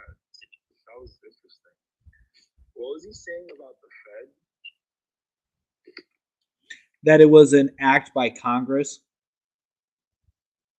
Yeah, Congress made a law that allowed the establishment of the Federal Reserve, but that does not necessarily mean that the Federal Reserve is within the boundaries of the law or of the federal government. It exists outside of the federal government. It has never been audited. Nobody in the Federal Reserve has ever been elected. They've always been appointed, and so they do not represent the people. They're not representatives of the people. It defies the very rule of law with checks and balances. And you could even take it to the next level of, I'm sure you know who the Rothschilds are, the famous one who passed away for a long time, Nathan Rothschild, said several hundred years ago, I care not who controls, or let me rephrase it, give me control of a nation's money and I care not who makes its laws. Yeah. Yeah, that makes sense. So what's your alternative? Letting money be a natural system as opposed to a government system. You see, I take it back to my argument with a lot of issues. On one end of the spectrum, we have absolute freedom, but with freedom comes risk and danger. Like the Wild West, there's a lot of freedom out there, but everybody had to have a gun to protect themselves. And on the other end of the spectrum, you have complete security and safety, but you have no freedoms. That's like being in a maximum security prison in solitary confinement. You get all your meals handed to you, you have medical, you have everything that you need, but you have no freedoms. And so if we look at the Federal Reserve and how it creates money out of thin air to protect, and I'm using air quotes, to protect the people from the Wild West of the natural money, then it takes away from our freedoms, because they're devaluing the money that we haven't, and we don't have a say in how they're doing it or why they're doing it, how often they're doing it. It just happens. They're taking away our financial freedoms by giving us financial security, and the security itself is fleeting, because every time they print a dollar, every other dollar loses value. So there's no genuine security in that. Hang on. Well, really quick, I just want to address this. Somebody in the comments just wrote talk with Taylor, who was on here a few minutes ago, said that you can't devalue fiat, but that's provably false. If there are 100 fiat dollars in circulation, and then the Federal Reserve prints another $100 to put into circulation, everybody's dollars now have half the buying power of the market. So his argument, well, really quick, his argument is fiat has no inherent value, but then you can go down the route of, well, it comes from belief, and belief itself is inherently valuable. So if we all believe that fiat is worth something, then it's worth something. And it also has inherent value in that I can create a fire with it. So where the disconnect is, I can explain this better. The disconnect is there's legs of the trip from value to product. And before fiat currency was created, we had paper money, which represented hard metals that were in somebody's lockbox in some facility somewhere. And when that was dropped and we went to just the paper money that wasn't backed by these metals, then we just had the value itself was mandated, but the amount of value is still tied to the market.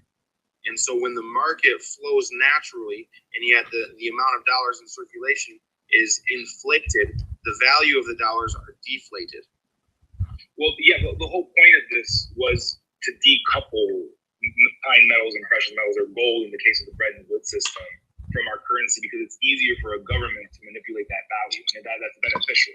Like if we can control the price of the dollar, then we can control the flow of money in a way that we cannot if we say that it's always fixed to some certain like good or whatever. Like if we have it fixed to gold, like if the value of gold dropped, then if it's fixed to gold, then our economy will drop with it. Whereas if we can control it without it being fixed to anything, then let's say we have a downturn in the economy, then we can either create a surplus of the dollar, and then people will be more incentivized to spend, or vice versa. They would reduce the amount of circulation, raise interest rates, and then like try and take money out of circulation. By giving that control to the government, they can better control our economy. Like this is the trilemma in economics. Like you can either have fixed currency, price controls, or a free flow of money in and out of the country. And like you can't have all three. You gotta like give up. You're right. Prior to the construction of the fiat currency in America, our economy was the Wild West. You could have highs, you could have lows. There were natural ebbs and flows to it. Some people were winners, some people were losers, but it had maximum freedom. It wasn't constricted by the government. And when the government came in to constrict it and control it for the benefit of the people, that's when we lost the freedom of our money, and now it is under the control of the government. And my personal values are maximum freedom from the government. So I think even within the context of the Fed, what happened was like I think it was like the crash of 1903. J.P. Morgan like locked up like 20 of the most rich men in America and like forced them to come up with a spending agreement and to trickle down funds to help select companies and bail them out, and effectively bailed out the government itself with his own person. I think like whenever we created the Fed, it was in response to like not allow in the future any single person, any single individual to be able to bail out our country's economy that way. For that power to always, like the buck always ends with the U.S. government and the Fed. That might be an ideal that you disagree with, but I would say like it's a pretty good idea on paper. Like we don't want like just any individual to have the ultimate power to kind of like save our economy completely. And yeah, we give it to people, don't we? I mean, it's not what the government gives, it's just people. And then our government gives that power to people who are unelected. So essentially, it's the same thing, except now we have people that are appointed by our government controlling the value of our dollars by printing more. Right. And then the money that they print, the government says, hey, we're going to give how many millions or billions or trillions to foreign nations. So the value of our printed money doesn't even stay in our own borders. And so that only hurts Americans. And so I'm about to rant, so I'm going to let you continue that. Yeah, I mean, like, I agree with you. Like, there's definitely some crookedness there, but where you see lack of accountability, I see, like, complete independence. Like, wouldn't it be easier to corrupt the Fed if it's, like, either elected people or people that, I don't know, like, got hired there or something? I would prefer, if I had to choose between the way the Federal Reserve operates and having a Federal Reserve that could be audited and have elected officials, I prefer the elected officials because there's a higher level of accountability there. The people can hold those individuals accountable in case they're doing something nefarious, such as printing millions or billions or trillions of dollars that goes against the will of the people who are losing value of their own dollars because of it. Really quick, there's a comment here by Ken Bitsko asking, can someone explain natural money or money that has value outside of what society or government says? Yeah, so, I mean, as far as natural money goes, that has changed throughout history. At times it's been seashells, at other times it's been rocks. Some tribes use pigs as a form of money. But then we got into gold and silver. So basically it's things that have real world utility outside of simply being a transfer of money. It's a commonly valued resource that causes barter to be exchanged freely through that resource, as opposed to some guy bringing in 100 cows to get 300 pounds of whatever, material. The currency existed prior to the government's involvement. As a side tangent, I do kind of have a slight pet peeve when people use fiat currency as kind of like a pejorative against it. Like, oh, it's a fake one. Like all currency is fiat currency. Like gold, if we tied it to gold, it would still depend on how much faith people have in gold as a precious metal. Like what's determining the value of gold is how much Well, So that's to not that extent, necessarily true because gold. What you're talking about is the monetary value of gold, but gold's value never changes. It still has the same properties. So well, it's the value of it changes because how much people need or like the demand for that gold will change. Like whether or not it has like the properties won't change, but how often we can use it, like what we want it for, like that stuff can fair. change. Okay. Yep. No, I can see to that. You're right in that regard. Yeah. Yes. What I would say is, at one point, every U.S. dollar was worth $1 of gold. Right. Then, when we stopped backing the dollars with gold, it took more and more dollars to get that same amount of gold. And because of that disconnect, that's when we see the natural money of gold having higher and higher values because of our dollar values are dropping so low in comparison. Why do you think we got out of that system? Because we needed to print more money. Because that's Wow. what FDR thought would get us out of the Depression, and then Nixon wanted to expand the economy, quote unquote, and then he's the one that axed the gold standard. But FDR is the one who started chipping away at it, and it was just to print more money. Mhm. And it was just to keep and it was trying to keep the system alive ultimately. Yeah. Oh, I had forgotten. I used to study this, but we can just look up as to why it was called the Bretton Woods system. So that was the last time we had fixed currency. So we could just look as to why that is correct. I think like the only thing I really remember is like France was like the last one to stay in that system. It was like an agreement between most of like the League of Nations countries that all of us tied our currency to gold so that we could more effectively trade with each other. And whenever, like, I think this economy started to shift, like, they were starting to see problems with our ability to like sustain our economy and trade with it, simply because of like how gold pricing was starting to shift. So then it just became more pragmatic to just drop gold as our price. I don't know the specific reason, but I know Bretton Woods was the last time that we had a fixed currency, and France was the last one to drop it, and France had like a catastrophic economic crash like right before Nazi Germany invaded. It's actually pretty interesting. Yeah. So we have somebody commenting in here saying Constitution Article 1, Section A. I'll look that up really quick because these were saying that the United States government was founded on fiat currency, which I don't think is technically true, but let's see. I'm always willing to learn. So it says Congress has the power to impose and collect taxes, which are provided for. Okay, power to borrow money on behalf, the regulation commerce. I'm not seeing where it says anything about fiat or making money. It says Congress has the power to establish currency and coin money, but that's not fiat. Let's see. Hey, guys, I just don't know anything about this. So Fair I'm gonna enough. drop out and leave the box open for someone else who knows a little bit more about this. It was a pleasure talking to you, Mott. Despite our differences. Yeah, likewise, man. Thanks. All right, so let's switch up the topic a little bit because we're getting in the weeds of the Federal Reserve and stuff, and we gotta, we got some other stuff to talk about here. So if you guys have any input on this, that would be great. If not, that's fine too, because we can still keep the show rolling on. We've had a lot of people come in later and asking about the Republican purge that is taking place.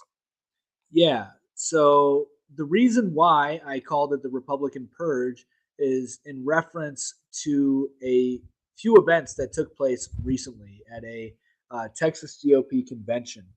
So Ted Cruz, Dan Crenshaw, and another House of Representative. I'm trying to find his name. I don't remember it off the top. John Cornyn.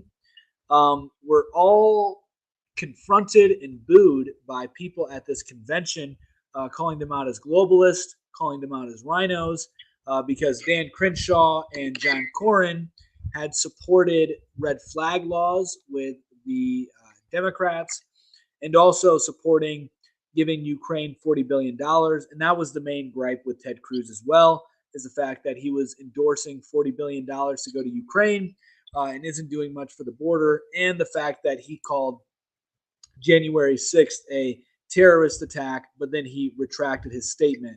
And so the idea behind the Republican purge is that a lot of these big name Republicans, at least Ted Cruz and Dan Crenshaw, are being called out for what they are, and Republicans are waking up to that. And so, as I've stated in the beginning, or not in the beginning, but in the middle of the show, I was that so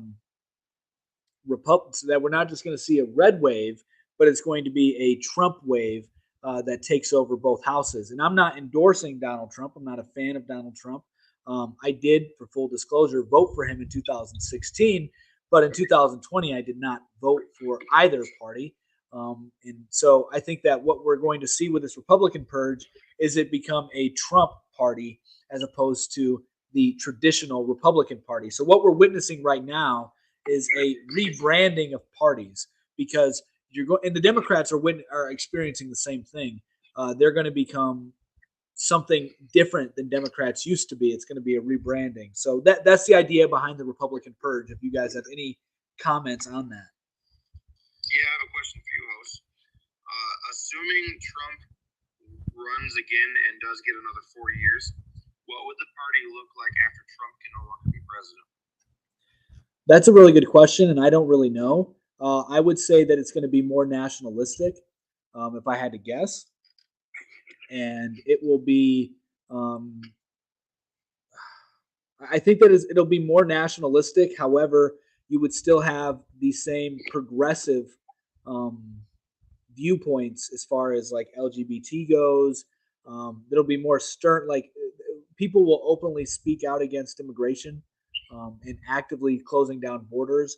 But ultimately, I think that you're still going to have the same talking points. But people are going to say, put America first more often, I think. And that's going to be more a popular sentiment. But ultimately, I think it's going to lead to more division across the country. So I think it's just going to be more divisive. And I'm not necessarily blaming that on the Republican Party, but more so on the media's coverage of what takes place. Yeah, I guess you don't need Stalin to be a Stalinist.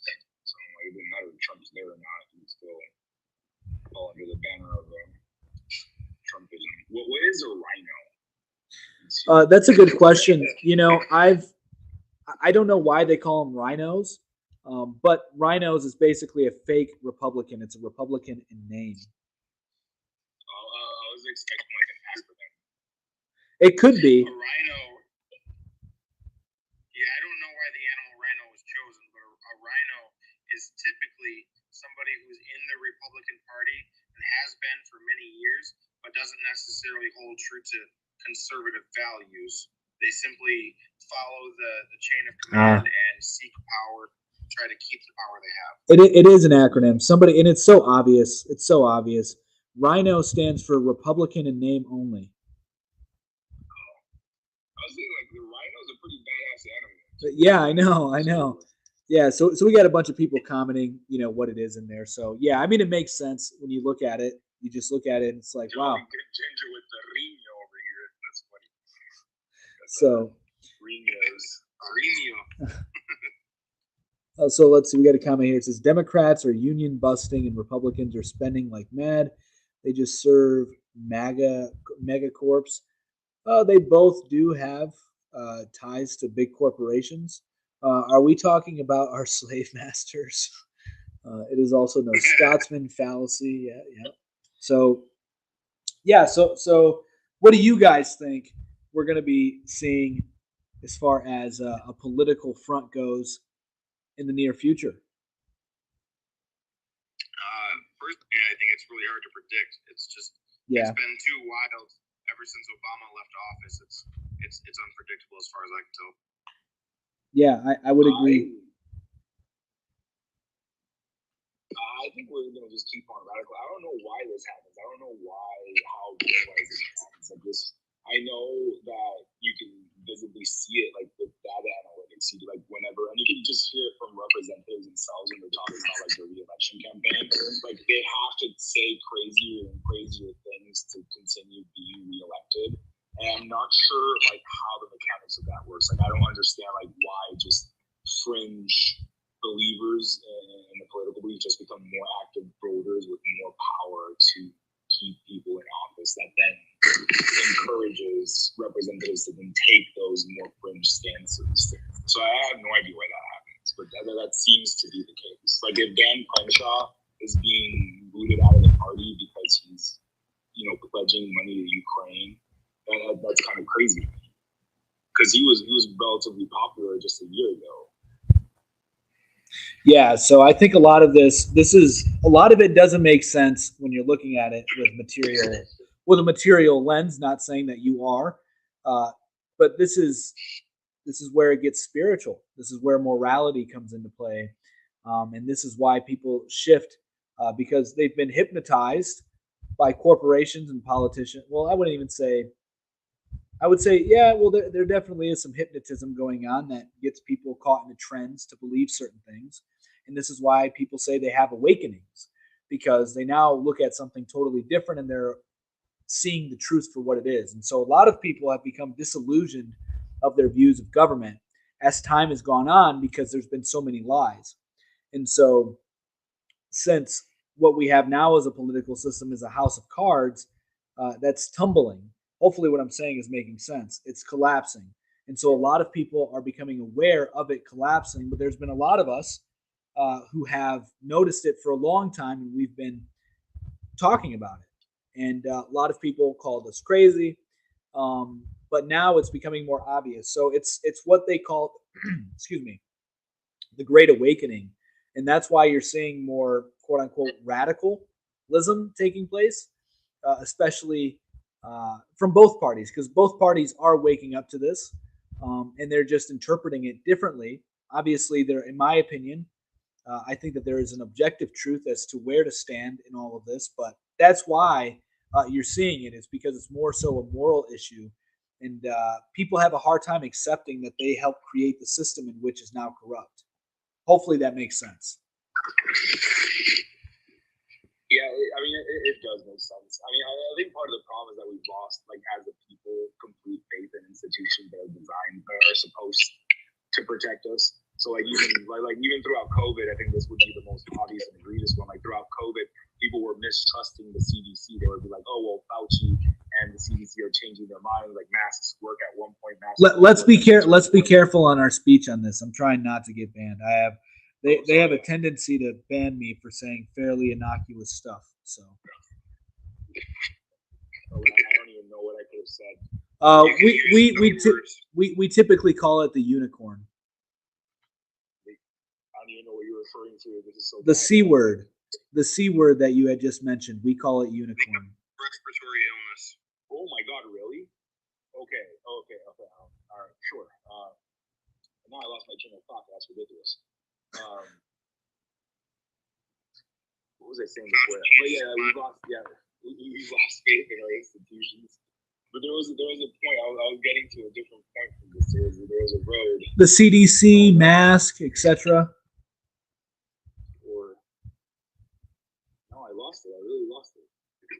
Sorry. About how Fauci was changing his mind on masks work or they don't work. That was just an example. That was supposed to lead me to a grander point. That's okay. So it's gonna be a good point too. The awakening. Yeah, it probably was gonna be a great point. We were talking about the awakening. Oh no, okay. So I got part of it. Like it's interesting that you're saying that there's this great awakening. People are waking up and being disillusioned.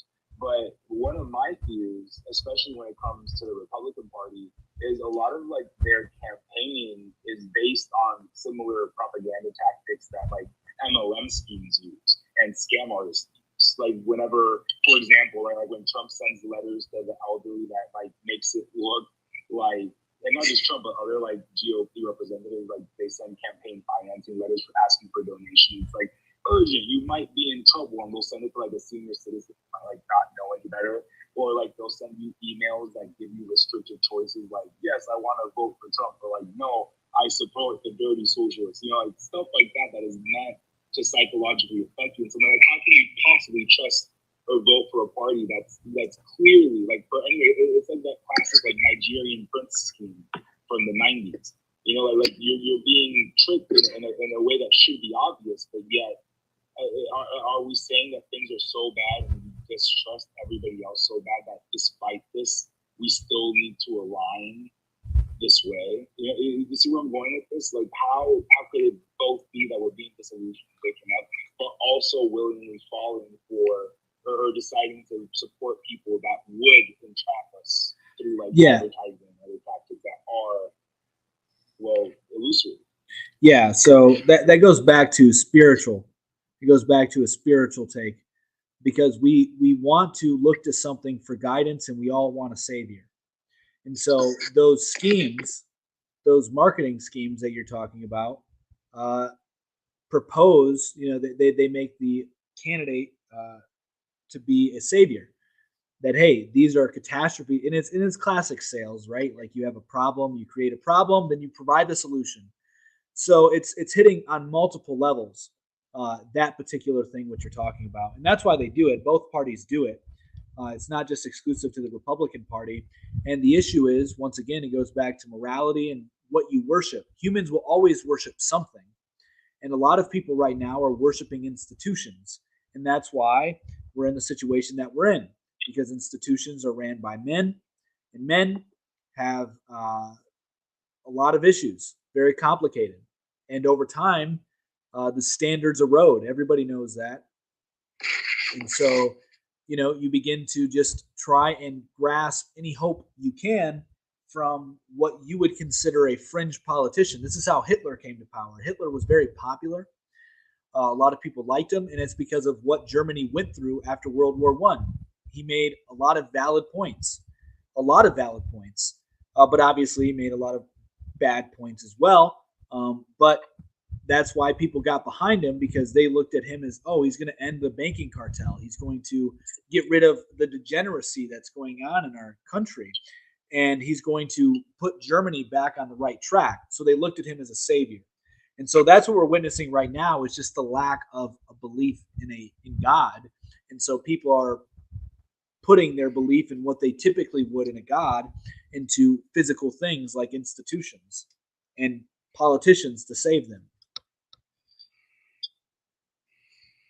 Yeah, I think I'm inclined to agree. For sure, we've seen decadent societies before, and I think a common denominator would be a lack of faith in some religious institution or some sort of spiritual institution. Mm-hmm. I mean, that's usually like a lot of communist countries. That's usually the first to go, right? Like whenever you're trying to establish a strong centralized state. Like it's not necessarily the case for any communists in chat. Like, yeah, sure, there's probably a path. It just seems to have been the trend so far.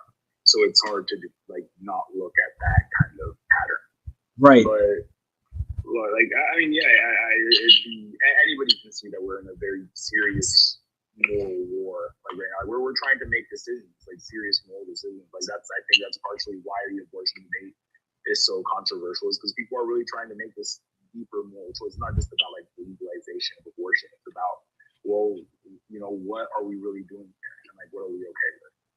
100%. And, I would add that the best thing that people can do, I think that I know the solution to this problem, and that's to localize supply chains.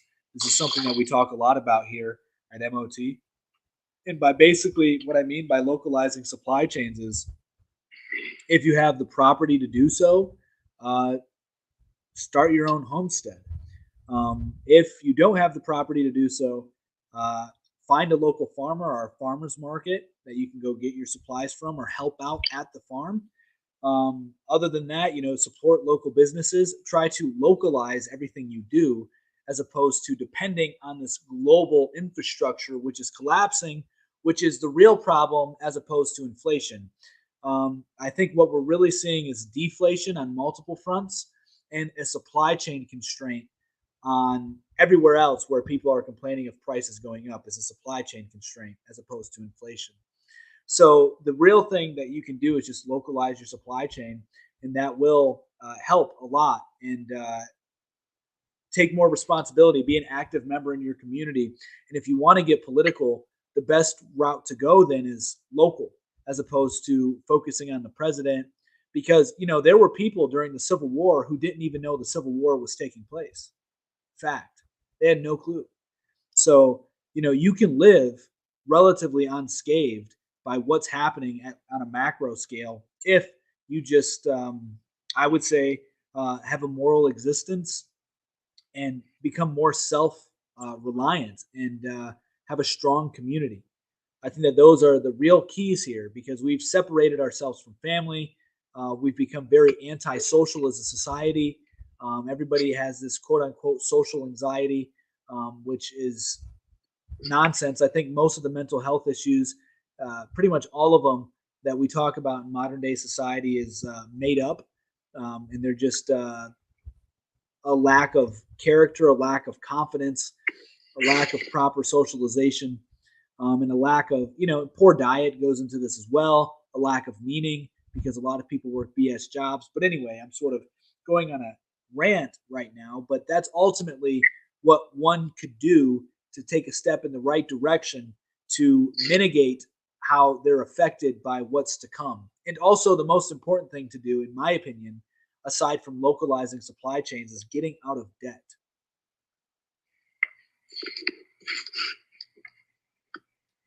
I agree. Yeah, I'm not. Go ahead. No, I agree. Oh, yeah, I was gonna say, like, I'm not usually much of a nihilist, but like, I personally think we're screwed. Like, as soon as I read that cops in Texas weren't letting parents go save their own kids, I was like, that's it. We've reached a state of moral degradation that like might be pretty impossible to overcome. Well, Like, that's I think that's part of the agenda. I think that whole event was a false flag. I don't think that it was genuine. I don't know that anybody perished in that event either. But I genuinely think it's a false flag event, and part of the reason it was done is to instill what you feel in some people, what you're feeling right now, to have a certain population uh, of our country being like, wow, the cops won't even protect us. But we should have been disillusioned of that a long time ago because the Supreme Court ruled back in like 2005 by a conservative judge, by all accounts, Scalia, that the police have no obligation to protect citizens whatsoever. The police are there to protect the system, not the citizen. So it's a little bit more nuanced than that. It's like there's no positive, like no person has. It's just an extension of just our regular rights in the United States, where like none of us have a positive duty to assist anybody else. Like we are very negative rights oriented.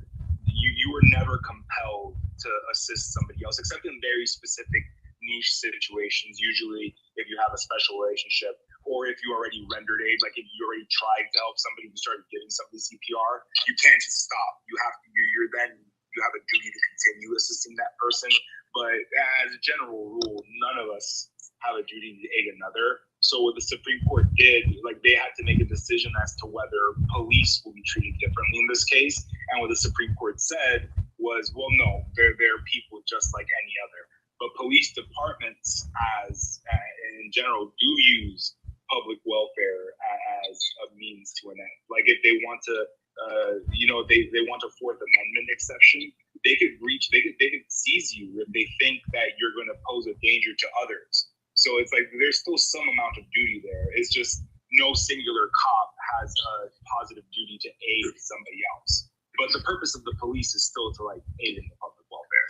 I know it's a little bit hard to kind of like see the distinction, but it's not as simple as saying like, well, cops aren't there to help. Like the cops are here to help us. It's just like a court won't see that a cop at any given point ought to have like saved an individual just because that person needed help at that specific time, because that's hard to get to. So yes, we do agree. Like I'm not saying abolish the police in any way. I'm not anti-police.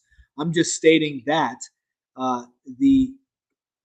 there is no legal obligation, and I don't agree necessarily with what you're saying. I do think that on a human level, there is an obligation to help one another, especially your family.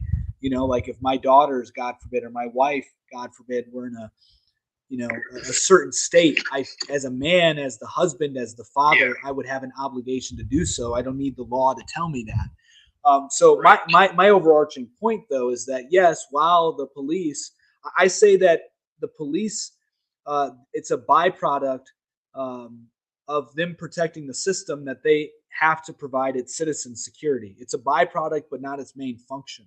Yeah, you could definitely analyze it that way. I wouldn't say that's necessarily a wrong analysis. I think it just is, like most things require a little bit more nuance.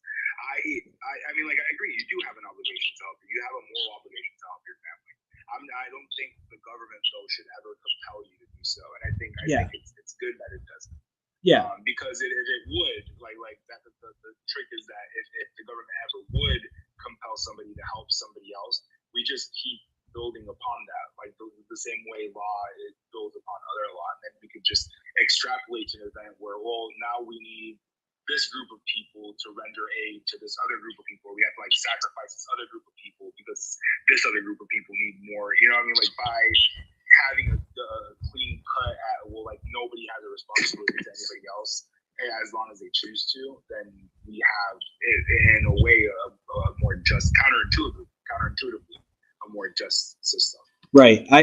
Right. And I just want to address some of the comments in here. So a lot of people got triggered when I said that I believe it's a false flag event. They obviously don't know what false flag means, because it doesn't mean that the event didn't happen. It means that the narrative around it is completely false and they're using it for other reasons. So people could have perished in that event, and it be legit as far as who had been unalived, but the motive behind it could be false in how they're presenting it. So that is my claim, that we are witnessing a false flag event, just like Sandy Hook. I think Sandy Hook was the same thing. Pretty much all these big events, I think, are mostly, not all of them. I'm sure some of them there's some truth into them, but a lot of them are false flag events. But a false flag event doesn't mean that it wasn't real. It just means that what we're being told about it isn't real, that there's another motive behind it. There's an agenda behind it to spark something. Look into Operation Northwoods. The government had planned to attack American soil and attack American citizens with mass shootings and terrorist attacks to start a war with Cuba. Those would be called false flag events. So just because something's a false flag event doesn't mean that it didn't actually happen. It means that we're being lied to about the motives of the thing. So you're saying, well, I don't know if I agree, but it sounds to me like you're saying that the narrative we're being fed is false, regardless of what happened there. 100%. Is false. 100%. Not that there wasn't a shooter. You're not saying that there wasn't a shooter, that there wasn't kids killed in Uvalde, there wasn't a shooting. You're saying that the story as it's presented, and that could go so far as to even the motives of the shooter himself. Like, it could have been like the paid government person or something like that. And that's what you're saying is false, not the case that whatever is being in the news right now. I don't know what's true. Well, what I'm saying, I'm just making the point about false flags. As far as where I stand on the whole Uvalde thing, I don't buy it for a second. I don't. None of it adds up. There's evidence that the guy was in contact with the same FBI agent who was in contact with the Buffalo shooter. We do know that MK Ultra is also a thing. So that it could be MK Ultra. I don't really know what happened there, but from what I can see, from what I can analyze, a lot of it's made up, and I don't know. Wow, just got removed. We just got kicked off. I should have shut up a long time ago. But that's okay. We'll just keep it rolling. We'll submit an appeal, and we'll go from there. But yeah, so we were kicked off the live stream. That's okay. That's how it goes around here. We're used to it. But that's it for today, guys. I'm getting off of here. Much love. Peace.